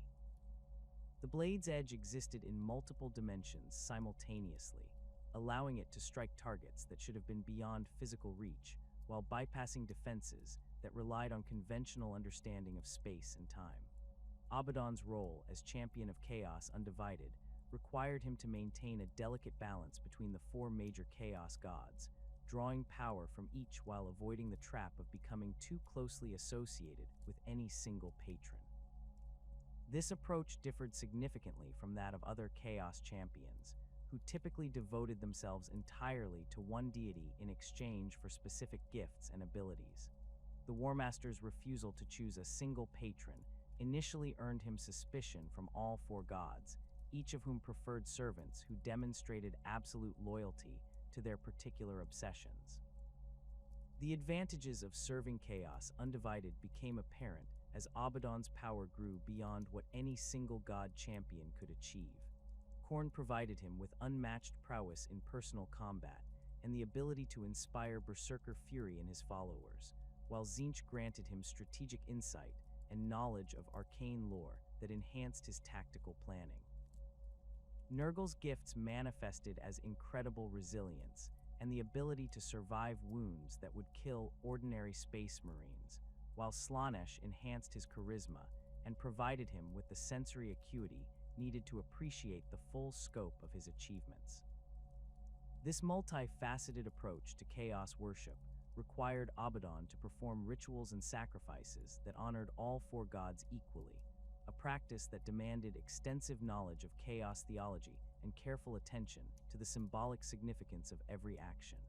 His personal chambers within the Black Legion's flagship featured shrines to each deity, their positioning and decoration calculated to maintain perfect balance while avoiding any appearance of favoritism. The rituals performed in these spaces often lasted for days, their complexity reflecting the difficulty of satisfying four different sets of divine expectations simultaneously. The establishment of Abaddon's power base within the Eye of Terror required more than just military conquest. It demanded the creation of a political and economic network that could support the Black Legion's growing ambitions. The War Master understood that successful campaigns against the Immaterium would require resources on a scale that no single warband could provide, necessitating alliances with other chaos factions and the development of manufacturing capabilities that could produce the weapons and equipment needed for large-scale warfare. The planet of Sorshirius became one of Abaddon's most important strongholds, its demon forges producing weapons and armor for the Black Legion, while its libraries provided access to arcane knowledge that enhanced the warband's tactical capabilities. The world's population of enslaved mortals served multiple purposes, providing both labor for the manufacturing facilities and raw material for the sacrificial rituals that powered the demon forges. The planet's governors, drawn from the ranks of former imperial officials who had embraced chaos worship, administered these operations with bureaucratic efficiency that would have impressed their former colleagues. The recruitment network established by the Black Legion extended throughout the Eye of Terror and beyond, drawing warriors from every Traitor Legion and numerous renegade chapters that had fallen to chaos corruption. This diversity of backgrounds created a warband whose tactical flexibility exceeded that of more homogeneous forces, as former Imperial Fists brought expertise in defensive warfare, while ex-Raven Guard contributed stealth and infiltration skills. The integration of these different fighting styles required extensive retraining and the development of new tactical doctrines that could accommodate various approaches to warfare. Abaddon's long-term strategy centered on the concept of gradual erosion rather than single decisive campaigns, recognizing that the Imperium's vast size and resources made it impossible to defeat through conventional military action alone. The Black Crusades that would eventually bear his name were conceived as multi-pronged assaults designed to weaken Imperial defenses while gathering the resources needed for increasingly ambitious operations. Each crusade served as both military campaign and recruitment drive, attracting new followers while testing the loyalty and capabilities of existing forces. The first stirrings of this grand strategy became apparent as Abaddon began coordinating activities between different chaos factions, using his growing influence to prevent internecine conflicts that wasted resources while encouraging cooperation on projects that advanced their common goals. The War Master's ability to negotiate between rival demon princes and feuding warbands demonstrated political skills that complemented his prowess in personal combat, establishing him as a leader capable of thinking beyond immediate tactical concerns. The development of spy networks within Imperial space provided Abaddon with intelligence that proved crucial to the success of his operations. These networks, staffed by cultists who had infiltrated Imperial institutions at every level, provided detailed information about fleet movements, defensive preparations, and internal political conflicts that could be exploited during future campaigns. The most valuable agents occupied positions within the Adeptus Mechanicus and Imperial Navy, their access to technical specifications and operational plans, allowing the Black Legion to anticipate and counter Imperial tactical innovations. The consolidation of Abaddon's power within the Eye of Terror marked only the beginning of his grand design for the galaxy's destruction. The Warmaster understood that the forces of chaos could not remain indefinitely within their twisted sanctuary, feeding on past glories, while the Imperium grew stronger beyond the eye's borders. The establishment of fortress worlds and the forging of alliances between rival warbands had created the foundation for something far more ambitious, a series of massive military campaigns that would test the Imperium's defenses while gathering the resources and artifacts necessary for an eventual assault on Terra itself. The First Black Crusade erupted from the Eye of Terror in the 31st millennium like a plague unleashed upon the galaxy, its timing calculated to exploit the chaos and confusion that still gripped the Imperium in the aftermath of the heresy. Imperial forces were scattered across thousands of worlds, struggling to rebuild their shattered fleets while purging chaos corruption from systems that had fallen during Horus's rebellion. The Adeptus Astartes had been divided into smaller chapters according to the Codex Astartes, their reduced numbers making it impossible to respond quickly to threats on the scale that Abaddon was preparing to unleash. The Cadian Gate represented the most obvious target for any force seeking to emerge from the Eye of Terror in strength. This narrow corridor of stable space served as the primary route between the Eye and the wider galaxy, its strategic importance recognized by both Imperial and Chaos forces. The Imperium had fortified this passage with a network of fortress worlds whose defensive installations were designed to channel any Chaos incursion into killing zones where superior Imperial firepower could be brought to bear. The most important of these worlds was Cadia itself, a planet that had been transformed into a military fortress whose entire population existed solely to support its defensive mission. Abaddon's approach to the Cadian Gate differed from the straightforward assault that Imperial commanders had prepared to repel. Rather than launching a direct attack against the most heavily fortified positions, the Black Legion struck at the outer fortress worlds that formed the defensive network's foundation. These worlds possessed formidable defenses, but lacked the depth of fortification that made Cadia itself virtually impregnable. The strategy required precise coordination between multiple Chaos fleets, their attacks timed to prevent Imperial reinforcements from reaching the targeted worlds before their defenses could be overwhelmed. The assault on Belize Corona demonstrated the tactical sophistication that Abaddon had developed during his years within the Eye of Terror. The fortress world's orbital defenses consisted of weapon platforms that could destroy entire fleets, their targeting systems linked to ground-based control centers that coordinated the defensive fire. The Black Legion's initial approach appeared to follow conventional assault doctrine, with battle barges advancing in formation toward the planet's defensive perimeter. Imperial gunners opened fire at maximum range, their weapons tracking the approaching vessels with mechanical precision. The true nature of Abaddon's plan became apparent when the leading Black Legion vessels suddenly changed course, their movements revealing that the entire formation had been a deception designed to mask the real assault force. Chaos Strike cruisers equipped with experimental cloaking devices materialized within the orbital defense grid, their weapons targeting the control centers that coordinated the platform network. The simultaneous destruction of multiple command nodes created gaps in the defensive fire that allowed the main assault force to close with the planet's surface defenses. The ground campaign that followed showcased the Black Legion's evolution from a single Space Marine chapter into a diverse force capable of multiple forms of warfare. Former Iron Warriors specialists breached the fortress walls with siege techniques that incorporated demonic engineering, while ex-Alpha Legion operatives infiltrated command bunkers to sabotage communication networks from within. World Eater's assault troops carved through defensive positions with chain-axe charges that left no survivors, their berserker fury amplified by the presence of cornate demons summoned through battlefield rituals. The fall of Belize Corona sent shockwaves throughout the Imperial High Command, demonstrating that the Chaos forces had evolved far beyond the disorganized warbands that had fled into the Eye of Terror centuries earlier. The planet's destruction eliminated a crucial link in the Cadian Gate's defensive chain while providing Abaddon with vast quantities of military equipment and thousands of potential recruits from the fortress world's garrison. More importantly, the victory established the War Master's reputation as a strategic threat capable of planning and executing complex operations against heavily defended Imperial positions.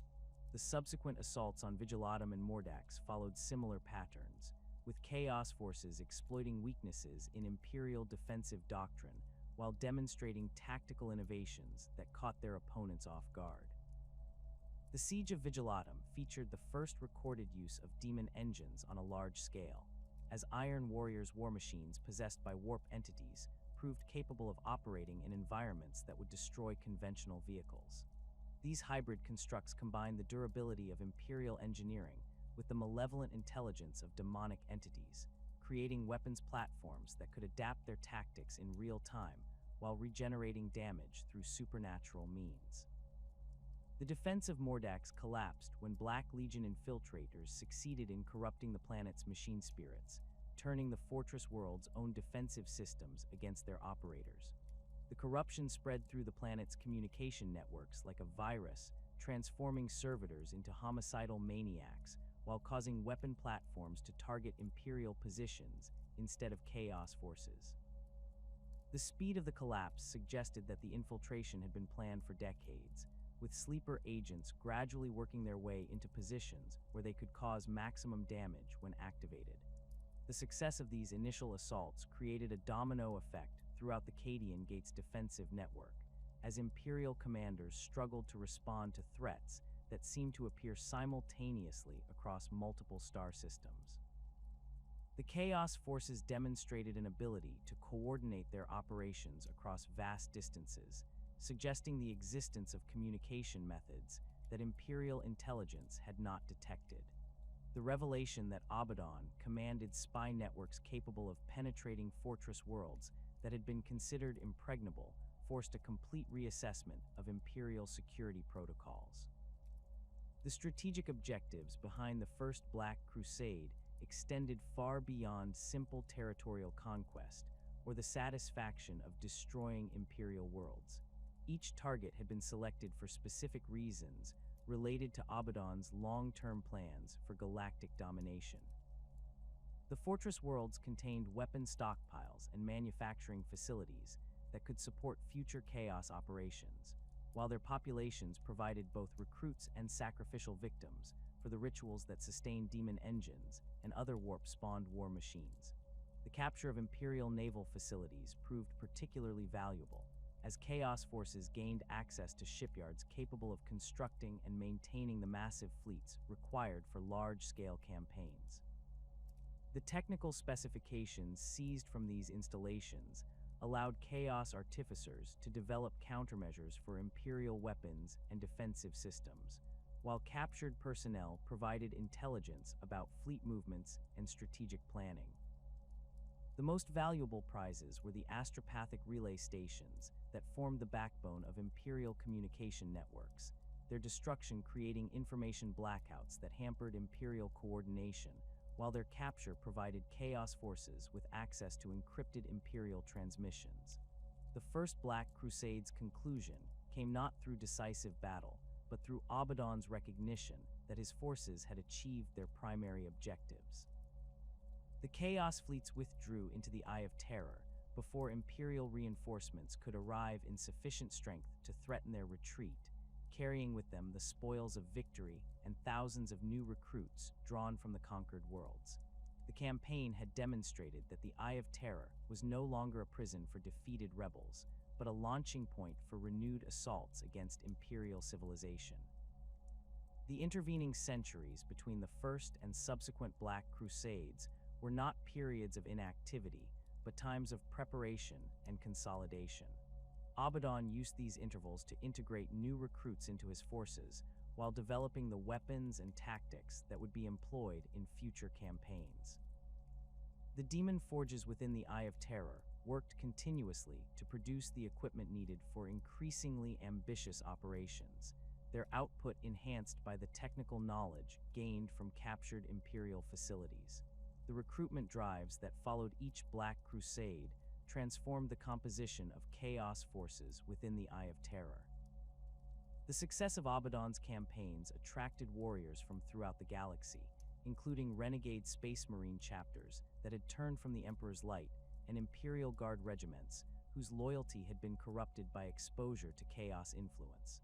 These new additions brought fresh tactical perspectives and knowledge of current Imperial military doctrine, information that proved invaluable in planning future operations. The development of new Demon engine designs represented one of the most significant innovations to emerge from these preparation periods. The fusion of Imperial technology with demonic essence created war machines whose capabilities exceeded anything in the standard Imperial arsenal, their supernatural properties allowing them to operate in environments where conventional vehicles would fail. The most successful designs incorporated multiple demon types, creating hybrid entities whose combined abilities made them virtually unstoppable on conventional battlefields.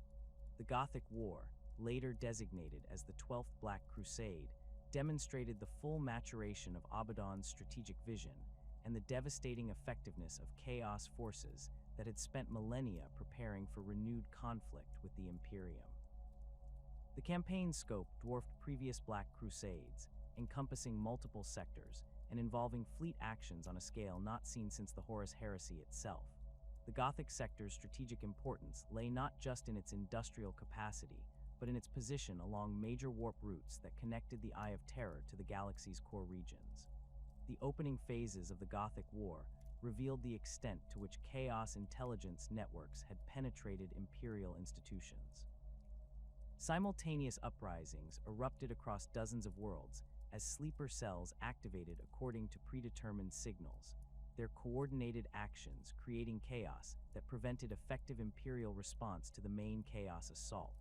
The rebels possessed detailed knowledge of Imperial defensive plans and communication protocols, suggesting that the infiltration had been ongoing for centuries under the direction of Alpha Legion operatives working in conjunction with local Chaos cults. The naval battles that characterized the Gothic War showcased new Chaos ship designs that incorporated lessons learned from previous campaigns. These vessels featured armor configurations that could deflect Imperial lance strikes while mounting weapon systems that fired ammunition blessed by the Dark Gods. The most feared of these innovations were the Planet Killer-class battleships, massive vessels whose primary weapons could crack the crust of inhabited worlds and render them uninhabitable within hours. The Planet Killer's first recorded use against the world of Savaven demonstrated the weapon's horrific effectiveness and Abaddon's willingness to employ strategies that transcended conventional military objectives. The planet's population of 12 billion Imperial citizens died within minutes as the vessel's primary weapon tore through the world's crust, triggering volcanic eruptions that consumed entire continents. The destruction served no tactical purpose beyond demonstrating Chaos's capacity for absolute annihilation, its psychological impact on Imperial morale proving as valuable as any military victory. The Imperial response to the Gothic War revealed both the strengths and weaknesses of the post-heresy military structure. The smaller Space Marine chapters could respond more quickly to emerging threats than the old legions, but their reduced numbers made it impossible to concentrate sufficient force to match the scale of Abaddon's assault. The Imperial Navy's fleet assets were scattered across multiple sectors, their commanders lacking the authority to coordinate large-scale operations without approval from distant bureaucratic hierarchies. The emergence of Lord Admiral Spire as the primary Imperial commander in the Gothic sector marked a turning point in the campaign, as his tactical innovations began to counter some of Chaos's advantages. Spire's use of coordinated fleet actions and his willingness to accept heavy casualties in exchange for strategic objectives demonstrated that Imperial forces could adapt to new forms of warfare when led by commanders who understood the true nature of the Chaos threat. The Blackstone fortresses discovered during the Gothic War represented artifacts of such immense power that their control became the campaign's primary objective for both sides. These ancient space stations, constructed by unknown aliens in the distant past, possessed weapons capable of destroying entire fleets, while their defenses could withstand bombardment that would reduce planets to rubble. The fortress's origins remained mysterious, but their strategic value was immediately apparent to both Imperial and Chaos commanders. Abaddon's capture of two Blackstone fortresses fundamentally altered the balance of power within the Gothic sector, providing Chaos forces with mobile weapons platforms whose firepower exceeded that of entire Imperial battle fleets. The fortress's alien technology proved compatible with Chaos modifications, their weapon systems enhanced through demonic possession, while their defenses were strengthened with warp-spawned armor that could regenerate damage automatically. The climactic battle of the Gothic War occurred when Imperial forces attempted to prevent Abaddon from escaping the sector with his captured prizes. The engagement involved hundreds of vessels from both sides, their battle lines stretching across light years of space as they maneuvered for tactical advantage. The Blackstone fortresses proved their worth as weapons of war, their primary guns carving through Imperial formations, while their secondary batteries eliminated smaller vessels with surgical precision. The war's conclusion saw Abaddon withdraw into the Eye of Terror with his objectives achieved, the captured Blackstone fortresses providing him with weapons that would prove crucial in future campaigns. The Gothic sector lay in ruins, its industrial capacity destroyed, and its population decimated by years of warfare. The campaign had demonstrated that Chaos forces could now challenge the Imperium on equal terms, their technological and tactical capabilities having evolved to match or exceed those of their enemies. The 13th Black Crusade represented the culmination of Abaddon's millennia-long preparation for renewed war against the Imperium, its scale and ambition dwarfing all previous Chaos campaigns. The target was Cadia itself, the fortress world that had stood as the primary barrier between the Eye of Terror and the wider galaxy for 10,000 years. The planet's destruction would open the Cadian Gate permanently, allowing Chaos forces unlimited access to Imperial space while eliminating the strategic choke point that had contained their expansion for millennia. The preliminary phases of the 13th Black Crusade began decades before the main assault, as Chaos infiltrators worked to weaken Cadia's defenses from within while external forces eliminated the supporting installations that formed the planet's defensive network. The campaign's opening moves demonstrated the sophisticated intelligence apparatus that Abaddon had developed, with coordinated strikes against targets whose selection revealed detailed knowledge of Imperial strategic planning. The Siege of Cadia itself proved to be the most brutal and prolonged battle of the 41st millennium, as Imperial defenders fought with desperate courage against Chaos forces that seemed to possess unlimited numbers and resources. The planet's fortress cities became scenes of urban warfare that continued for months, their streets running with blood as space marines from both sides engaged in close combat that left entire districts in ruins. The final assault on Cadia's primary fortress employed the full range of weapons and tactics that Abaddon had developed over the course of 13 Black Crusades. Demon engines carved through defensive positions, while possessed titans dueled with their loyalist counterparts across battlefields that spanned continents. The Blackstone fortresses captured during the Gothic War provided orbital fire support that could penetrate even Cadia's most heavily armored bunkers, their alien weapons proving capable of destroying fortifications that had withstood 10 millennia of siege. The planet's ultimate destruction came not through conventional military action, but through the activation of ancient pylons that had regulated the flow of warp energy through the Cadian system since before human civilization. The pylons' destruction created a cascade failure that tore reality apart, transforming Cadia into a demon world while opening a permanent rift in space-time that connected the Eye of Terror directly to the galaxy beyond. The great rift that emerged from Cadia's destruction split the galaxy in half, its chaotic energies creating warp storms that made travel and communication impossible across vast regions of Imperial space. The Imperium found itself divided into two separate regions, each cut off from the other and forced to operate independently while facing Chaos incursions that could emerge anywhere along the rift's length. The destruction of Cadia during the 13th Black Crusade marked the end of an era that had defined Imperial strategy for 10 millennia, but the fortress world's significance extended far beyond its final moments of defiance.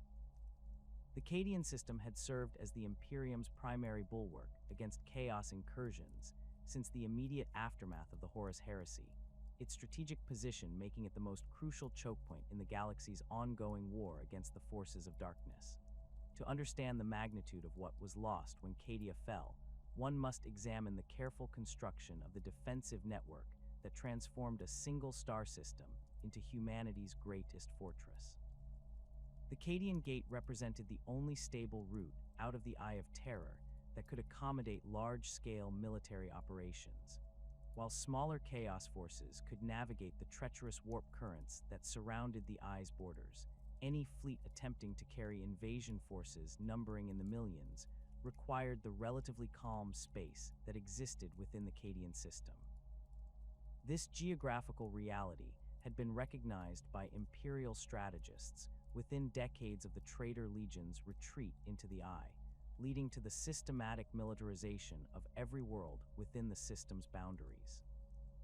The transformation of Cadia itself from an ordinary Imperial world into the galaxy's most formidable fortress began during the 32nd millennium, as waves of colonists and military engineers arrived to begin construction projects that would continue for thousands of years.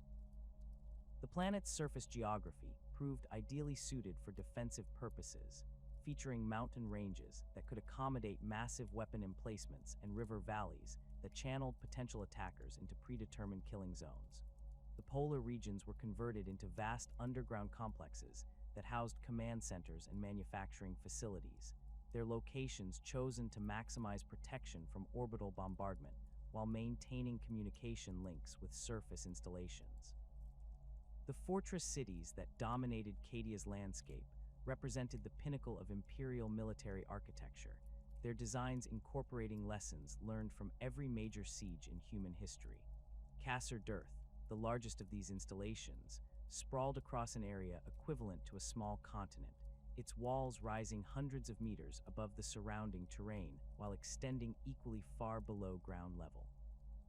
The city's defensive perimeter consisted of multiple layers of fortification, each designed to channel attackers into overlapping fields of fire while providing defenders with covered routes for repositioning and resupply. The outer walls of Kasr Dirth incorporated void shield generators, whose protective fields could deflect orbital bombardment while allowing defensive fire to pass through unimpeded. These shields drew power from geothermal taps that extended deep into the planet's core, ensuring that the defensive systems could operate indefinitely without external energy sources. The wall-mounted weapon batteries included macro cannons capable of engaging targets in low orbit, their targeting systems linked to orbital sensor platforms that provided early warning of approaching threats. Behind the outer defenses lay a maze of secondary fortifications that transformed the city's interior into a three-dimensional battlefield where every building served a military purpose. Residential blocks featured firing positions cut into their walls, while commercial districts contained hidden weapon caches and communication nodes that allowed defenders to coordinate their actions even if primary command centers were destroyed. The city's transportation network consisted of underground tunnels that could move troops and supplies without exposing them to enemy fire, their routes designed to confuse attackers while providing defenders with intimate knowledge of every passage and junction. The civilian population of Cadia existed solely to support the planet's military mission, their daily lives structured around the requirements of maintaining the fortress world's defensive capabilities. Children began military training before they could properly walk, their education focusing on weapons handling, tactical doctrine, and the maintenance of military equipment. The phrase, "the planet broke before the guard," became more than a motto. It represented a fundamental truth about Cadian society, where every citizen understood that their world's survival depended on their willingness to fight and die in its defense. The Cadian shock troopers emerged from this militarized society as the Imperium's most renowned Imperial Guard regiment, their reputation for discipline and effectiveness earning them deployment to battlefields throughout the galaxy. The regiment's training regimen began in childhood and continued throughout their military careers, creating soldiers whose tactical knowledge and combat skills exceeded those of many Space Marine chapters. Cadian officers were prized throughout the Imperial Guard for their ability to maintain unit cohesion under the most extreme circumstances, their leadership style combining rigid discipline with tactical flexibility that allowed rapid adaptation to changing battlefield conditions. The distinctive purple eyes that marked native-born Cadians resulted from generations of exposure to the unique radiation patterns that emanated from the Eye of Terror. This physical characteristic became a mark of pride among the regiment's members, distinguishing them from troops raised on other worlds while serving as a constant reminder of their homeworld's proximity to the galaxy's greatest source of chaos corruption. The radiation exposure also enhanced their resistance to psychic attacks and demonic influence, making Cadian troops particularly effective against chaos forces that relied on fear and corruption to weaken their enemies. Cadian military doctrine emphasized combined arms tactics that integrated infantry, armor, and artillery into cohesive fighting formations capable of engaging multiple enemy types simultaneously. The regiment's standard battle companies included Leman Russ battle tanks, whose crews trained alongside the infantry squads they supported, creating tactical partnerships that could respond to threats with minimal communication delays. Artillery batteries practiced rapid deployment techniques that allowed them to provide fire support within minutes of arriving at new positions, their gun crews capable of maintaining accurate fire even while under direct enemy assault. The training facilities scattered across Cadia's surface-replicated battlefield conditions from every major conflict in Imperial history, allowing troops to practice tactics against simulated orc hordes, Tyranid swarms, and chaos Space Marine assaults. The most challenging exercises took place in environments that mimicked the twisted geography of demon worlds, where normal tactical doctrine proved inadequate and soldiers had to adapt to conditions that defied conventional military logic.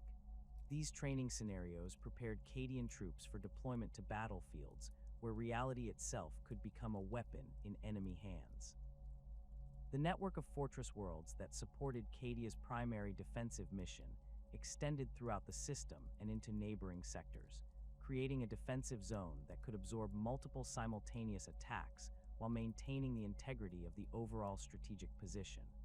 Vigilatum served as the system's primary naval base, its orbital shipyards producing the escort vessels and system defense monitors that patrolled the space lanes leading to Cadia. The world's surface featured massive communication arrays that coordinated fleet movements across multiple star systems, their signals encrypted using techniques developed by the Adeptus Mechanicus specifically for anti-chaos operations. Mordax functioned as the system's intelligence center, its facilities housing the analysts and interrogators who processed information gathered from throughout the Eye of Terror's border regions. The planet's underground complexes contained detention facilities where captured chaos cultists underwent interrogation using techniques that balanced the need for information with the risk of corruption from exposure to heretical knowledge. The intelligence gathered at Mordax informed tactical planning throughout the Cadian Gate, providing commanders with advance warning of chaos fleet movements and strategic intentions. Belize Corona served as the system's primary manufacturing center, its factory complexes producing the ammunition, spare parts, and replacement equipment that sustained the defensive network's operations. The world's industrial capacity rivaled that of Forge Worlds, its production lines operating continuously to meet the enormous logistical requirements of maintaining fortress installations across multiple star systems. The planet's workforce included millions of indentured servants whose families had served the Imperium for generations, their specialized knowledge of military manufacturing techniques passed down through bloodlines that trace their origins to the earliest days of the Fortress Network's construction. The space-based components of the Cadian Gate's defenses included orbital weapon platforms whose firepower exceeded that of Imperial Navy battleships. These installations featured lance batteries capable of destroying capital ships with single volleys, their targeting systems linked to sensor networks that could track approaching vessels from the edge of the star system. The The platform's defensive systems included void shields and point defense turrets that could engage fighter craft and boarding torpedoes, while their living quarters housed the crews and tech priests responsible for maintaining the complex weapon systems. The naval patrols that monitored the approaches to Cadia operated according to protocols developed through centuries of engagement with Chaos forces. Patrol squadrons included vessels from multiple Imperial Navy battle fleets, their crews trained specifically for anti-Chaos operations and equipped with weapons blessed by the Ecclesiarchy to enhance their effectiveness against demonic entities. The patrol routes covered every possible approach vector to the Cadian system, their overlapping coverage areas ensuring that no Chaos force could reach the fortress worlds without detection. The communication networks that linked the various components of the Cadian Gate represented one of the most sophisticated information systems in Imperial space. Astropathic relay stations provided real-time communication between distant installations, their psychic choirs protected by specialized Geller field generators that prevented Chaos interference with transmitted messages. Backup communication systems included conventional radio networks and courier vessels that could maintain contact even if psychic communication became impossible due to warp storm activity. The logistical infrastructure required to sustain the Cadian Gate's operations involved supply lines that stretched across dozens of star systems. Transport fleets carried ammunition, food, fuel, and replacement personnel to installations throughout the defensive network, their routes protected by escort squadrons and monitored by intelligence services that watched for signs of Chaos infiltration. The supply depots scattered throughout the region contained stockpiles sufficient to sustain combat operations for years without resupply, their locations chosen to remain accessible even if primary supply routes were severed by enemy action. The recruitment and training systems that provided personnel for the Cadian Gate drew candidates from throughout the Segmentum Solar, their selection criteria emphasizing psychological stability and resistance to Chaos corruption. Training facilities on dozens of worlds prepared recruits for service in the Fortress network, their curricula including specialized courses on demon recognition, psychic defense, and the maintenance of equipment exposed to warp radiation. The most promising candidates received advanced training on Cadia itself, where they learned to operate within the unique environment created by proximity to the Eye of Terror. The defensive doctrine that governed Cadian Gate operations assumed that any major Chaos assault would involve forces that exceeded conventional military capabilities. Standard tactical manuals included procedures for engaging demon engines, possessed vehicles, and enemy units that could ignore normal physical laws. Artillery crews trained with blessed ammunition designed to disrupt demonic manifestations, while infantry squads practiced combat techniques that accounted for enemies who could regenerate from wounds that would kill normal opponents. The psychological warfare aspects of defending the Cadian Gate required specialized training and equipment designed to maintain morale in the face of enemies who used fear and corruption as primary weapons. Commissars assigned to Cadian units underwent additional training in recognizing signs of Chaos corruption, their authority extending to summary execution of personnel who showed evidence of heretical influence. Chaplains and priests maintained constant vigilance against the subtle forms of corruption that could spread through military units exposed to prolonged Chaos influence. The technological innovations developed specifically for the Cadian Gate's defense included weapon systems and detection equipment designed to counter Chaos tactics and capabilities. Auspex arrays incorporated blessed components that could detect demonic presence even when supernatural concealment was employed, while communication systems featured encryption techniques that prevented Chaos sorcerers from intercepting or corrupting transmitted messages. Vehicle armor included sanctified elements that provided additional protection against demon weapons, while infantry equipment featured religious iconography that served both ceremonial and practical purposes in combat against Chaos forces.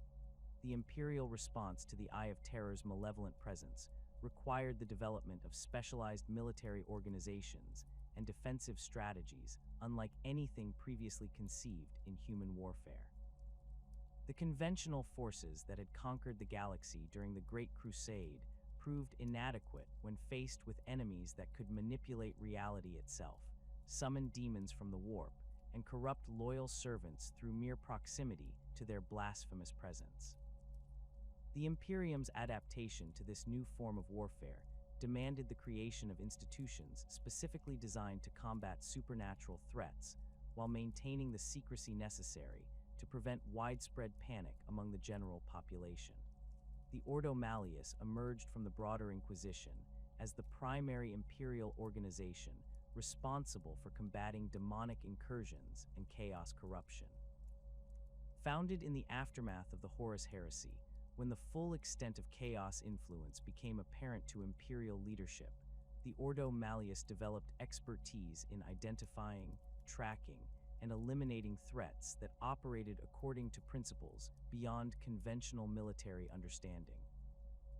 The organization's inquisitors underwent training that combined traditional investigative techniques with arcane knowledge of demonic hierarchies, chaos rituals, and the subtle signs of warp corruption that could manifest in seemingly loyal imperial citizens. The inquisitors of the Ordo Malleus operated with authority that exceeded that of planetary governors and sector commanders, their mandate to combat chaos corruption taking precedence over all other imperial concerns.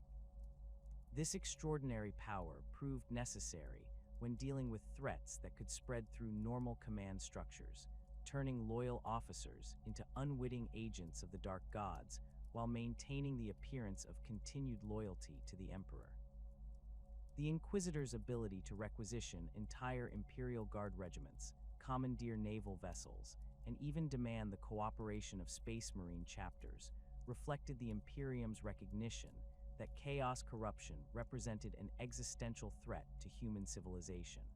The methods employed by the Ordo Malleus often proved as destructive as the threats they sought to eliminate. Entire planetary populations faced exterminatus orders when chaos corruption reached levels that made conventional purification impossible, their deaths justified by the need to prevent the spread of heretical influence to neighboring systems. Industrial worlds that had produced tainted equipment faced complete sterilization of their manufacturing facilities, while military units that had been exposed to demonic influence underwent purges that sometimes eliminated entire regiments to ensure that no trace of corruption survived. The Grey Knights represented the ultimate expression of imperial dedication to combating the demonic threat, their creation marking one of the most closely guarded secrets in imperial history.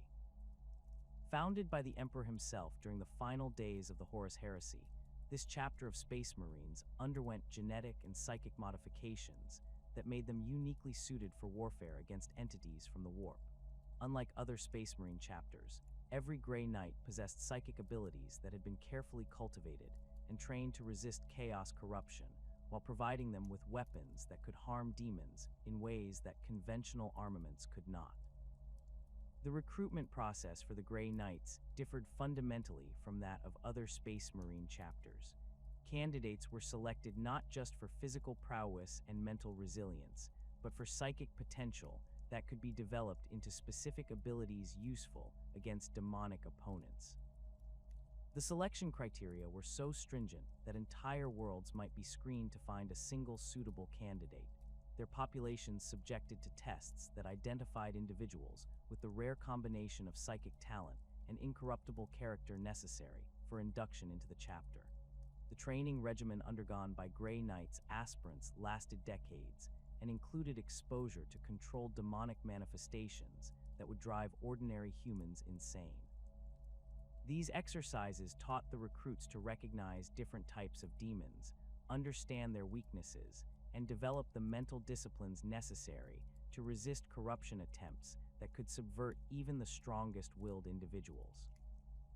The training facilities on Titan, the Grey Knights' fortress monastery, incorporated chambers where the barriers between real space and the warp had been deliberately weakened, creating environments where aspirants could practice their abilities under conditions that approximated actual combat against demonic forces. The weapons and equipment used by the Grey Knights incorporated blessed materials and arcane technologies that made them effective against supernatural opponents. Their force weapons channeled psychic energy through specially treated metals that could disrupt demonic manifestations, while their power armor included protective wards that provided additional resistance to chaos corruption. The chapter's vehicles and aircraft featured similar modifications, their machine spirits blessed by the most senior tech priests and protected by religious iconography that served both ceremonial and practical purposes in combat against entities that could possess mechanical systems. The Grey Knights' tactical doctrine emphasized rapid deployment and decisive action against demonic incursions, recognizing that prolonged exposure to chaos influence could corrupt even their specially trained warriors. Strike forces typically consisted of small, elite units that could be deployed anywhere in the galaxy within hours of receiving reports of demonic activity. Their operations followed protocols that prioritized the elimination of greater demons and other high-value targets whose destruction could disrupt entire chaos invasions, even if this meant accepting higher casualties than conventional military doctrine would recommend. The secrecy surrounding Grey Knights' operations extended to the systematic elimination of witnesses who observed their activities. Imperial Guard regiments that fought alongside Grey Knights faced memory modification or execution to prevent knowledge of the chapter's existence from spreading throughout the Imperial military. This policy, while seemingly harsh, reflected the understanding that widespread knowledge of demons and chaos corruption could itself become a vector for heretical influence, as curious individuals might seek forbidden knowledge that would ultimately lead to their damnation. The establishment of the Cadian Gate as the Imperium's primary defensive barrier against chaos incursions required military preparations on a scale that dwarfed most Imperial campaigns. The fortification of Cadia and its surrounding systems consumed resources equivalent to those needed for entire Crusade fleets, while the permanent garrison stationed there represented one of the largest concentrations of Imperial military power outside the solar system itself.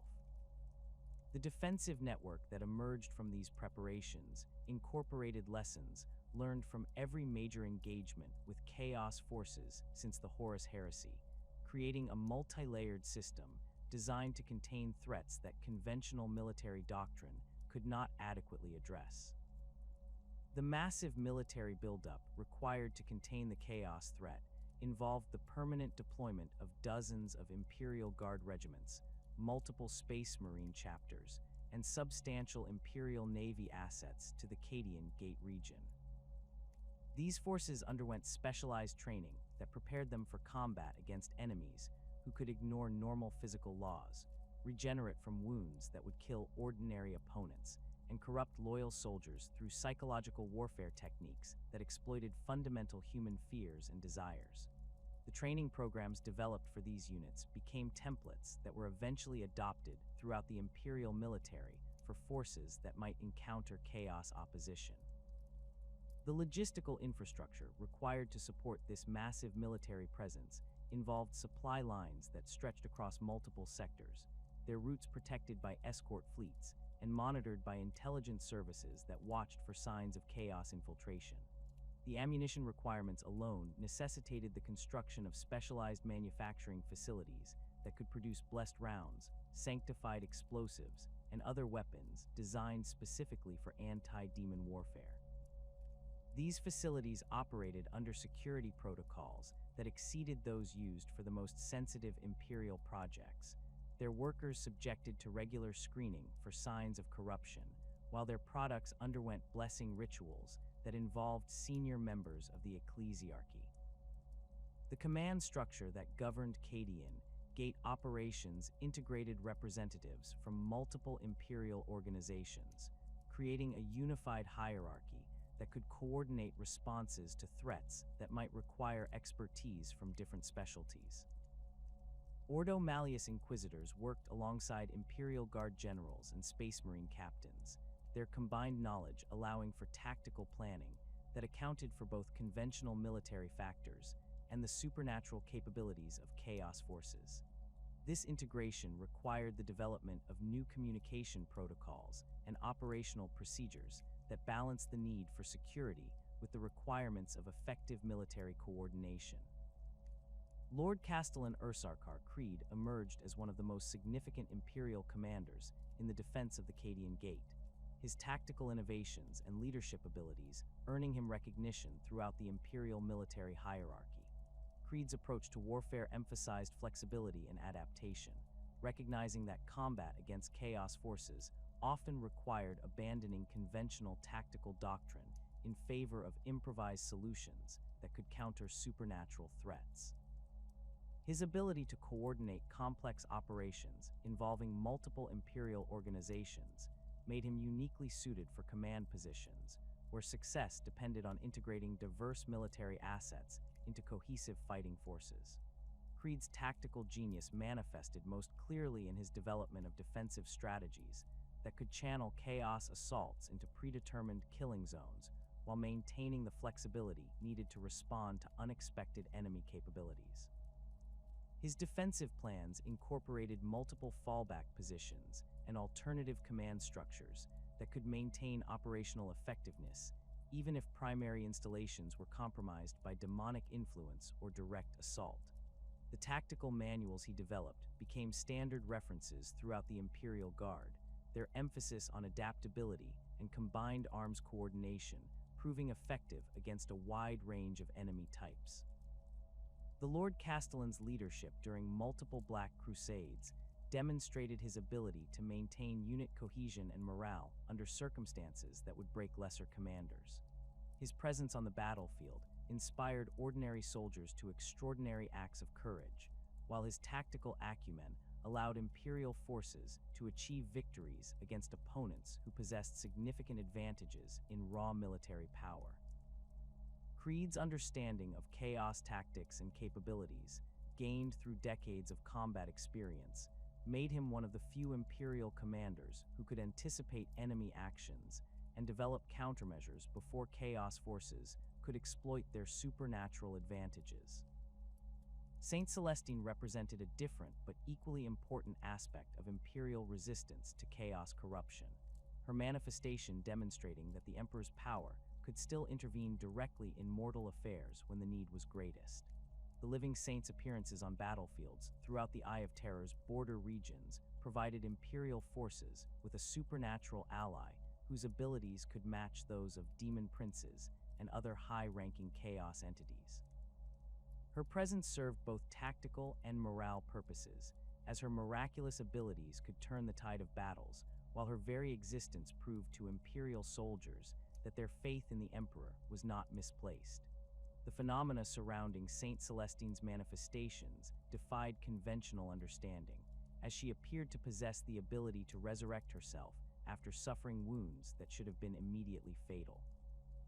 Her weapons and armor blazed with holy light that could banish demons and heal wounded Imperial soldiers, while her flight capabilities allowed her to engage enemies across three-dimensional battlefields in ways that conventional infantry could not match.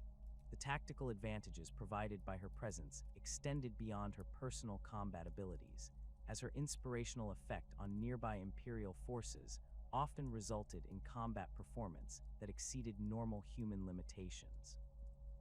The Ecclesiarchy's response to Saint Celestine's manifestations involved extensive theological study aimed at understanding the mechanisms behind her miraculous abilities.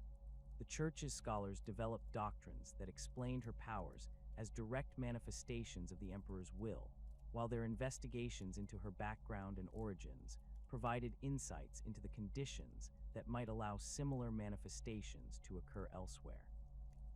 These studies led to the development of new religious practices and battlefield rituals designed to invoke the Emperor's protection against Chaos corruption, though none proved capable of replicating the full scope of Saint Celestine's abilities.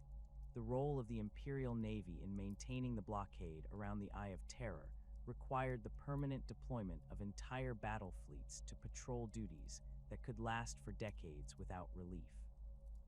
These fleets operated according to protocols that assumed any vessel emerging from the Eye of Terror was potentially hostile, their rules of engagement authorizing the use of deadly force against ships that failed to respond to identification challenges or exhibited signs of chaos corruption.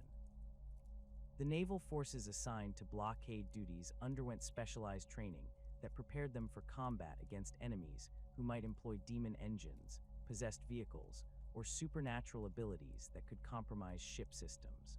The blockade fleets included vessels from multiple battle fleet commands, their combined strength representing one of the largest concentrations of Imperial naval power in the galaxy. The fleet compositions emphasized long-range firepower and defensive capabilities, as engagement doctrine called for destroying Chaos vessels before they could close to boarding range, where their corrupted crews might pose contamination risks to Imperial personnel. The ship's weapon systems included specialized ammunition designed for use against demon engines and other supernatural targets, while their defensive systems incorporated blessed components that provided additional protection against chaos sorcery. The patrol routes followed by blockade vessels covered every possible exit vector from the Eye of Terror, their overlapping coverage areas ensuring that no chaos fleet could escape detection regardless of the route they chose to follow. The patrol schedules rotated ships through different sectors on regular cycles, preventing chaos intelligence from predicting Imperial fleet positions, while ensuring that all areas received adequate surveillance coverage. Communication protocols between patrol vessels included code phrases and verification procedures designed to detect chaos infiltration attempts, while backup communication systems provided redundancy in case primary networks were compromised by enemy action. The intelligence-gathering operations conducted by blockade fleets provided Imperial commanders with advance warning of Chaos fleet movements and strategic intentions. Long-range sensor arrays monitored warp disturbances that might indicate the approach of enemy vessels, while specialized listening posts intercepted Chaos communications and analyzed them for tactical intelligence. The information gathered through these operations informed strategic planning throughout the Cadian Gate region, allowing defensive forces to prepare for specific types of threats while maintaining readiness for unexpected enemy capabilities. The maintenance and resupply requirements for the blockade fleets necessitated the construction of specialized naval facilities throughout the Eye of Terror's border regions. These installations included shipyards capable of performing major repairs on battle-damaged vessels, ammunition depots that could resupply entire fleets, and personnel facilities that provided rest and recuperation for crews who had spent months or years on patrol duty. The security protocols governing these facilities exceeded those used for most Imperial installations, as their compromise by Chaos forces could potentially provide enemies with detailed intelligence about Imperial naval capabilities and operational procedures. The psychological challenges faced by personnel assigned to blockade duties required specialized support services and rotation policies designed to prevent the gradual corruption that could result from prolonged exposure to the Eye of Terror's malevolent influence.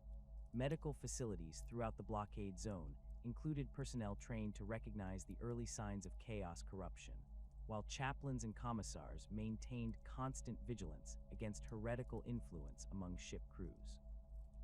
The rotation schedules for blockade assignments limited individual tour of duty to prevent excessive exposure to warp radiation and psychological stress, while debriefing procedures identified personnel who might require additional screening or treatment before reassignment to other duties. The destruction of Cadia's pylons during the 13th Black Crusade triggered a catastrophic chain reaction that fundamentally altered the galaxy's structure in ways that even the most prescient Imperial strategists had never anticipated. The ancient Xenos technology that had regulated warp energies throughout the Cadian system for millions of years suddenly ceased to function, their protective fields collapsing in a cascade failure that sent shockwaves through the fabric of reality itself. The Eye of Terror, no longer constrained by the pylon's stabilizing influence, began expanding at an exponential rate that consumed entire star systems within hours of the initial breach. The expansion did not follow conventional patterns of spatial growth, but instead manifested as a tearing of reality that propagated along the galaxy's natural warp currents and psychic ley lines. These invisible channels of energy, which had always existed beneath the surface of real space like underground rivers, suddenly became conduits for raw chaos energy that erupted into the material universe with devastating effect. Star systems that had never experienced significant warp phenomena found themselves engulfed by reality storms that transformed their planets into demon worlds, while their populations either died screaming or underwent mutations that rendered them no longer recognizably human. The birth of the Great Rift, designated by imperial scholars as the Cicatrix Maledictum, represented the largest single alteration to galactic geography since the formation of the Eye of Terror itself. This massive wound in reality stretched from the ruins of Cadia across the galaxy's width, its chaotic energies carving a path through the Imperium's heartland before terminating in the Hadron expanse on the galaxy's eastern fringe. The rift's dimensions defied conventional measurement, as its boundaries fluctuated according to warp tides and the activities of the Chaos Gods, but at its widest points, it encompassed regions that would have taken Imperial vessels decades to traverse under normal circumstances. The immediate effects of the Great Rift's formation included the complete disruption of warp travel throughout vast regions of Imperial space. The chaotic energies that poured through the dimensional breach created navigation hazards that made conventional faster-than-light travel impossible, as ships attempting to enter the warp found themselves either destroyed by the raw psychic energy or transported to locations that bore no relationship to their intended destinations.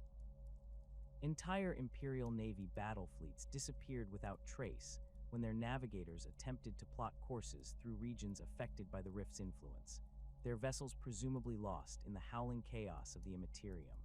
The phenomenon known as the Noctis Aeterna, or blackness eternal, manifested as a galaxy-wide disruption of astropathic communication that left Imperial worlds isolated from central authority for the first time since the Age of Strife. The psychic storms generated by the Great Rift's formation overwhelmed astropathic relay stations throughout the galaxy, their delicate psychic apparatus either destroyed by the sheer intensity of warp energy or corrupted by demonic influence that transformed their operators into conduits for chaos entities. The carefully maintained communication networks that had allowed the Imperium to function as a unified entity suddenly ceased to operate, leaving planetary governors and sector commanders without guidance from Terra or knowledge of events beyond their immediate vicinity. The loss of astropathic communication created administrative chaos throughout the Imperium, as local authorities found themselves forced to make decisions without reference to higher authority or knowledge of the broader strategic situation. Tithe fleets that had operated according to schedules maintained for millennia suddenly found their destinations unreachable, while military reinforcements dispatched to combat zones arrived to find either empty space or demon worlds where Imperial planets had once existed. The bureaucratic systems that had governed the Imperium's vast territories broke down as information flows ceased, creating power vacuums that were quickly filled by ambitious governors, rogue military commanders, and chaos cults that had previously operated in secret. The disruption of interstellar travel and communication effectively divided the Imperium into two separate regions, each cut off from the other and forced to operate independently. The region that remained connected to Terra, designated as Imperium Sanctus by Imperial cartographers, retained access to the Astronomicon and could maintain some semblance of coordinated governance, though even these areas experienced significant disruption from the psychic storms that emanated from the Great Rift. The territories on the far side of the rift, known as Imperium Nihilus or the Dark Imperium, found themselves completely isolated from Terra's guidance and forced to survive using only their local resources and military assets. The emergence of new warp storms throughout the galaxy accompanied the Great Rift's formation as the dimensional barriers that had maintained reality's stability for millions of years suddenly weakened across vast regions of space.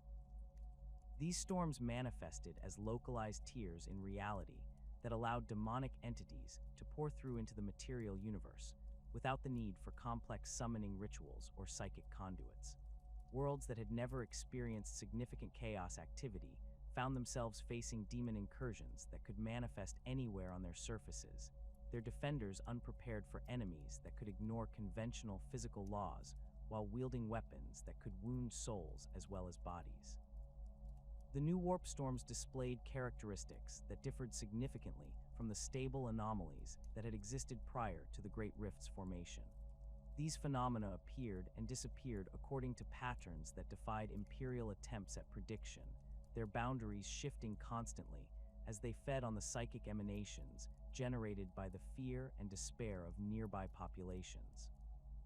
Some storms lasted only hours before dissipating, leaving behind landscapes that had been fundamentally altered by exposure to raw warp energy, while others persisted for months or years, creating permanent gateways through which chaos forces could launch repeated invasions.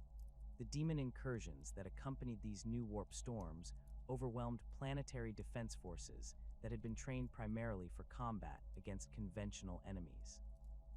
Imperial Guard regiments found their standard tactics ineffective against opponents who could regenerate from wounds that should have been immediately fatal, while their weapons proved inadequate against entities that existed partially outside normal space-time.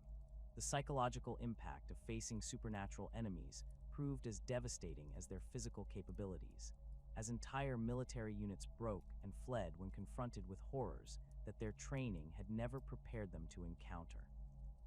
The manifestation of greater demons on worlds throughout the galaxy marked a significant escalation in the scale of chaos incursions, as these powerful entities could maintain their presence in real space for extended periods without the need for continuous psychic sustenance from mortal worshippers. Bloodthirsters carved paths of destruction across continents, while great unclean ones transformed entire ecosystems into plague gardens that spawned diseases capable of infecting mechanical systems as well as biological organisms. Lords of Change manipulated local politics and military hierarchies from within, their schemes unfolding across decades, while Keepers of Secrets established pleasure cults that corrupted planetary elites through promises of experiences that transcended mortal limitations. The response to these incursions varied dramatically depending on local resources and the competence of planetary leadership. Worlds with strong military traditions and experienced commanders managed to organize effective resistance against demonic invasions, their forces adapting quickly to the supernatural nature of their enemies, while maintaining the discipline necessary for prolonged campaigns against opponents who used fear and corruption as primary weapons. These successful defenses often relied on the presence of Space Marine chapters or other elite Imperial forces whose training and equipment made them capable of engaging demon armies on relatively equal terms. Less fortunate worlds succumbed to chaos corruption within days or weeks of the initial demon manifestations, their populations either slaughtered outright or transformed into cultists who welcomed their supernatural conquerors as divine liberators. The speed of these collapses often surprised Imperial observers who had expected planetary defense forces to maintain resistance for months or years, but the psychological impact of facing enemies who could manipulate reality itself proved too overwhelming for military units that lacked specialized training in anti-demon warfare. The industrial worlds that formed the backbone of the Imperium's manufacturing capacity faced particular challenges as demon incursions targeted their production facilities and technical personnel. The corruption of machine spirits by demonic influence transformed automated production lines into sources of tainted equipment, while the possession of tech priests and other technical specialists disrupted the maintenance procedures that kept Imperial technology functioning. Forge worlds that had operated for millennia without significant interruption suddenly found their output reduced to a fraction of normal levels as their workforce fled or fell victim to demonic influence. The agricultural worlds that supplied food to the Imperium's urban populations experienced ecological disasters as demon incursions introduced supernatural plagues and mutations that affected both crops and livestock. Entire planetary ecosystems collapsed as Nurgle's influence spread through soil and water systems, creating famines that affected multiple star systems when food shipments ceased to arrive at their destinations. The breakdown of agricultural production created refugee crises as populations fled from affected worlds, their movements spreading both conventional diseases and chaos corruption to previously unaffected regions. The hive worlds that housed billions of Imperial citizens became focal points for demon incursions, as their massive populations provided the psychic energy needed to sustain large-scale demonic manifestations. The dense urban environments of hive cities created ideal conditions for the spread of chaos cults, while their complex infrastructure networks allowed demon armies to move through underground passages and maintenance tunnels that bypassed conventional defensive positions. The fall of major hive worlds to chaos corruption eliminated entire planetary populations, while providing demon armies with staging areas for attacks on neighboring systems. The shrine worlds that served as centers of imperial faith faced targeted attacks from demon armies that sought to corrupt or destroy the religious sites that anchored the Emperor's influence throughout the galaxy. The desecration of major cathedrals and pilgrimage sites created psychic shockwaves that weakened imperial morale across entire sectors, while the corruption of religious artifacts and relics provided chaos forces with weapons that could be used against the faithful. The loss of these spiritual centers disrupted the religious practices that helped imperial citizens resist chaos corruption, creating psychological vulnerabilities that demon armies exploited through propaganda and terror campaigns. The fortress worlds that guarded strategic locations throughout the Imperium found their defensive preparations inadequate against enemies who could manifest directly within their perimeters through localized warp rifts. Military installations that had been designed to repel conventional invasions proved vulnerable to demon armies that could bypass walls and fortifications by emerging from tiers in reality that opened within command centers and ammunition depots. The supernatural abilities of demon armies allowed them to neutralize defensive advantages that had been carefully planned and constructed over centuries of military engineering. The space-based installations that controlled shipping lanes and communication networks throughout the galaxy faced similar challenges as demon incursions manifested aboard orbital platforms and space stations. The confined environments of these facilities created ideal conditions for the spread of demonic corruption, while their critical functions made them high-priority targets for chaos forces seeking to disrupt Imperial coordination and logistics. The loss of orbital facilities often left entire star systems isolated and defenseless, as their ability to communicate with other Imperial territories or request military assistance disappeared along with their space-based infrastructure. The Adeptus Mechanicus worlds that maintained the Imperium's technological knowledge faced unique challenges, as demon incursions targeted their data storage facilities and research installations. The corruption of sacred SDCs and technical databases threatened to eliminate technological knowledge that had been preserved since the Dark Age of technology, while the possession of senior tech priests disrupted the training programs that produced new generations of technical specialists. The loss of technical knowledge created cascading failures throughout Imperial infrastructure, as maintenance procedures were forgotten and manufacturing techniques disappeared along with the personnel who had preserved them. The recruitment worlds that supplied personnel for the Imperial Guard and other military organizations found their populations decimated by demon incursions that specifically targeted young adults suitable for military service. The loss of these recruitment pools created personnel shortages throughout the Imperial military at precisely the moment when increased manpower was needed to combat the expanding chaos threat. The disruption of recruitment and training programs meant that military units suffering casualties in combat against demon armies could not be replaced or reinforced, leading to a gradual degradation of Imperial military capability throughout affected regions. The naval bases and shipyards that maintained the Imperial Navy's fleet strength faced attacks from demon armies that sought to eliminate the Imperium's ability to project power across interstellar distances. The corruption of shipyard facilities and the destruction of orbital construction platforms reduced the Imperial Navy's ability to replace vessels lost in combat while disrupting the maintenance schedules that kept existing ships operational. The loss of naval capability created a vicious cycle, as reduced fleet strength made it impossible to provide adequate protection for remaining naval facilities, leading to further losses and continued degradation of Imperial space power. The effects of the Great Rift extended beyond immediate military threats to encompass fundamental changes in the nature of reality throughout the affected regions. The laws of physics became unreliable in areas close to major warp storms, creating environments where conventional technology failed to function, while psychic phenomena manifested with unprecedented frequency and intensity.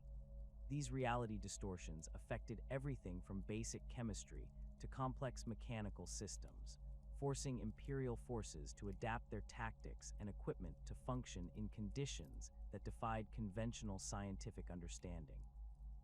The reality distortions created by the Great Rift fundamentally transformed the strategic landscape of the 42nd millennium, forcing the Imperium to confront challenges that exceeded even the darkest predictions of its most pessimistic strategists. The Eye of Terror's expansion had not merely created a larger warp storm, but had fundamentally altered the galaxy's structure, creating conditions where Chaos forces could operate with unprecedented freedom, while Imperial responses remained hampered by communication breakdowns and logistical failures that showed no signs of improvement. The expanded influence of the Eye of Terror manifested most clearly in the phenomenon of reality bleeding, where the chaotic energies of the Immaterium seeped into normal space-time across vast regions that had previously remained stable for millennia. Worlds that had never experienced significant psychic phenomena suddenly found their populations manifesting spontaneous mutations, while their planetary governors reported equipment failures that defied conventional explanation as machine spirits became corrupted by exposure to warp energies. The boundaries between the material universe and the realm of chaos had become permeable across distances measured in thousands of light years, creating an environment where demon manifestations could occur without the complex rituals and psychic conduits that had previously been necessary. The strategic implications of this expanded chaos influence became apparent as Imperial forces discovered that traditional containment strategies no longer functioned effectively against threats that could manifest anywhere within the affected regions. The fortress worlds and defensive networks that had successfully channeled chaos incursions into predetermined killing zones found themselves bypassed entirely, as demon armies materialized directly within their perimeters through localized reality tiers that opened without warning. Military commanders who had spent decades studying chaos tactics found their expertise rendered obsolete by enemies who no longer needed to follow predictable invasion routes or rely on conventional logistics to sustain their operations. The emergence of Roboute Guilliman from his millennia-long stasis represented the most significant development in Imperial leadership since the Emperor's internment upon the Golden Throne.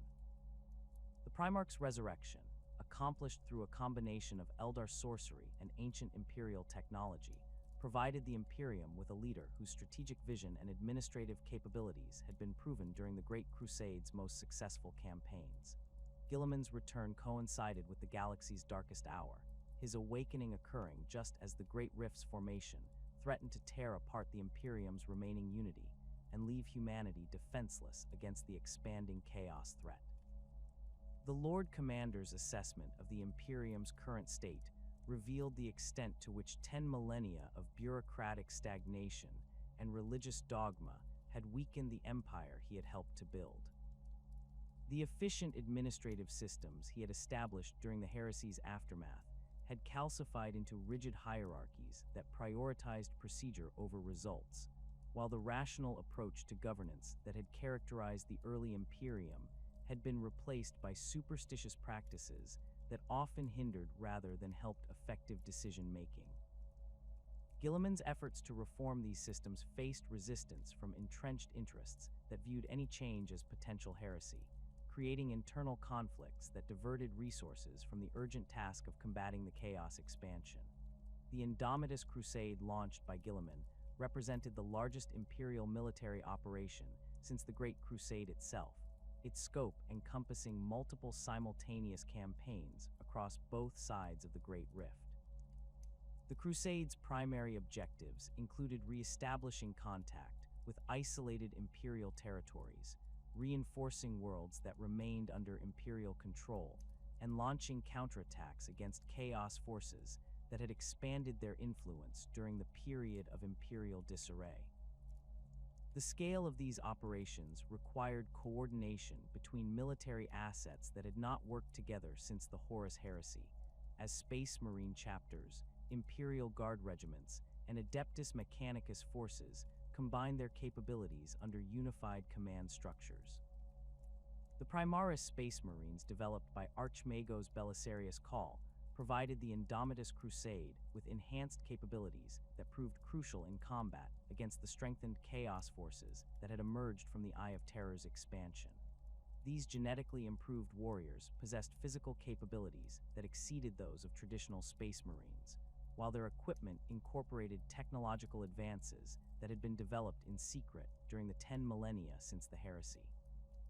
The deployment of Primaris Marines to chapters throughout the galaxy created logistical challenges as existing forces adapted to new tactical doctrines, while integrating enhanced warriors whose capabilities required different approaches to battlefield deployment.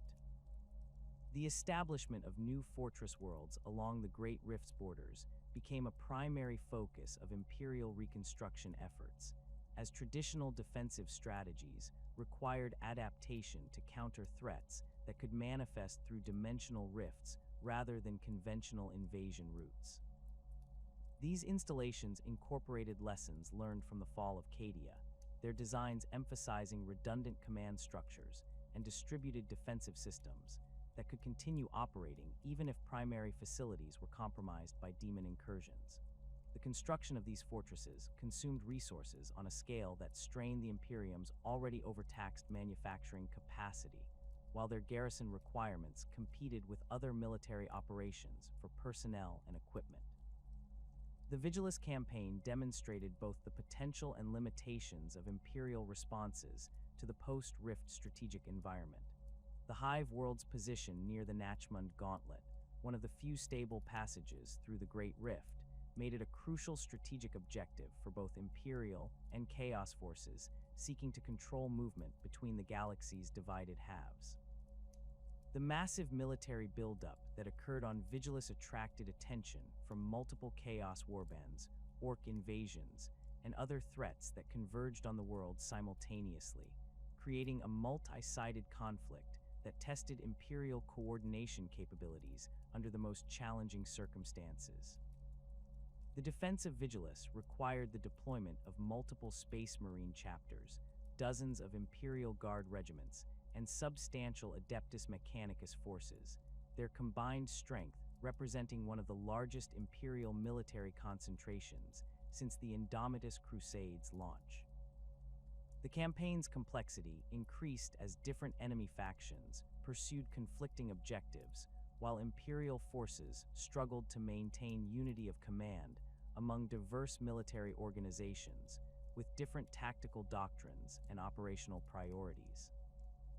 The presence of Abaddon's Black Legion forces elevated the conflict's significance beyond mere territorial control, as the War Master's personal involvement suggested that Chaos forces viewed Vigilus as a stepping stone toward larger strategic objectives. The ongoing threat posed by Chaos forces operating from within the expanded Eye of Terror manifested through a new generation of Black Crusades that incorporated lessons learned from previous campaigns while exploiting the strategic advantages created by the Great Rift's formation. These operations no longer required the massive logistical preparations that had characterized earlier Black Crusades, as Chaos forces could now launch attacks from multiple directions simultaneously while maintaining supply lines through dimensional rifts that bypassed Imperial defensive networks entirely. The unpredictability of these new assault patterns forced Imperial commanders to maintain defensive preparations across vast frontages, dispersing their forces in ways that prevented the concentration of strength needed for decisive counterattacks. The evolution of chaos tactics reflected the expanded capabilities available to forces operating from demon worlds, where the normal constraints of physics and logistics no longer applied. Abaddon's forces demonstrated the ability to deploy demon engines and other supernatural war machines in quantities that would have been impossible to sustain through conventional manufacturing, while their recruitment efforts drew upon populations of corrupted mortals, whose numbers seemed to increase rather than diminish despite continuous combat losses. The psychological warfare capabilities of these enhanced chaos forces proved particularly effective against Imperial defenders, who had been trained primarily for combat against conventional enemies. The emergence of new demon princes from among the ranks of Chaos Space Marines created additional command capabilities that allowed for more sophisticated strategic planning and battlefield coordination. These ascended champions possessed intelligence and tactical acumen that exceeded those of lesser demons, while maintaining enough connection to their mortal origins to understand Imperial military doctrine and exploit its weaknesses effectively. The presence of multiple demon princes within Chaos force structures created redundant leadership hierarchies that could maintain operational effectiveness even when primary commanders were eliminated, making it increasingly difficult for Imperial forces to disrupt enemy operations through targeted assassinations or decapitation strikes. The corruption of Imperial worlds through subtler means than direct military invasion represented another evolution in chaos strategy that proved particularly difficult for Imperial forces to counter. Chaos cults that had previously operated in secret found their activities facilitated by the psychic disturbances created by the Great Rift's presence, their recruitment efforts enhanced by the fear and desperation that gripped populations throughout the affected regions. These cults could prepare worlds for eventual chaos conquest through sabotage, assassination, and the gradual corruption of local leadership, creating internal threats that diverted Imperial resources from external defensive preparations.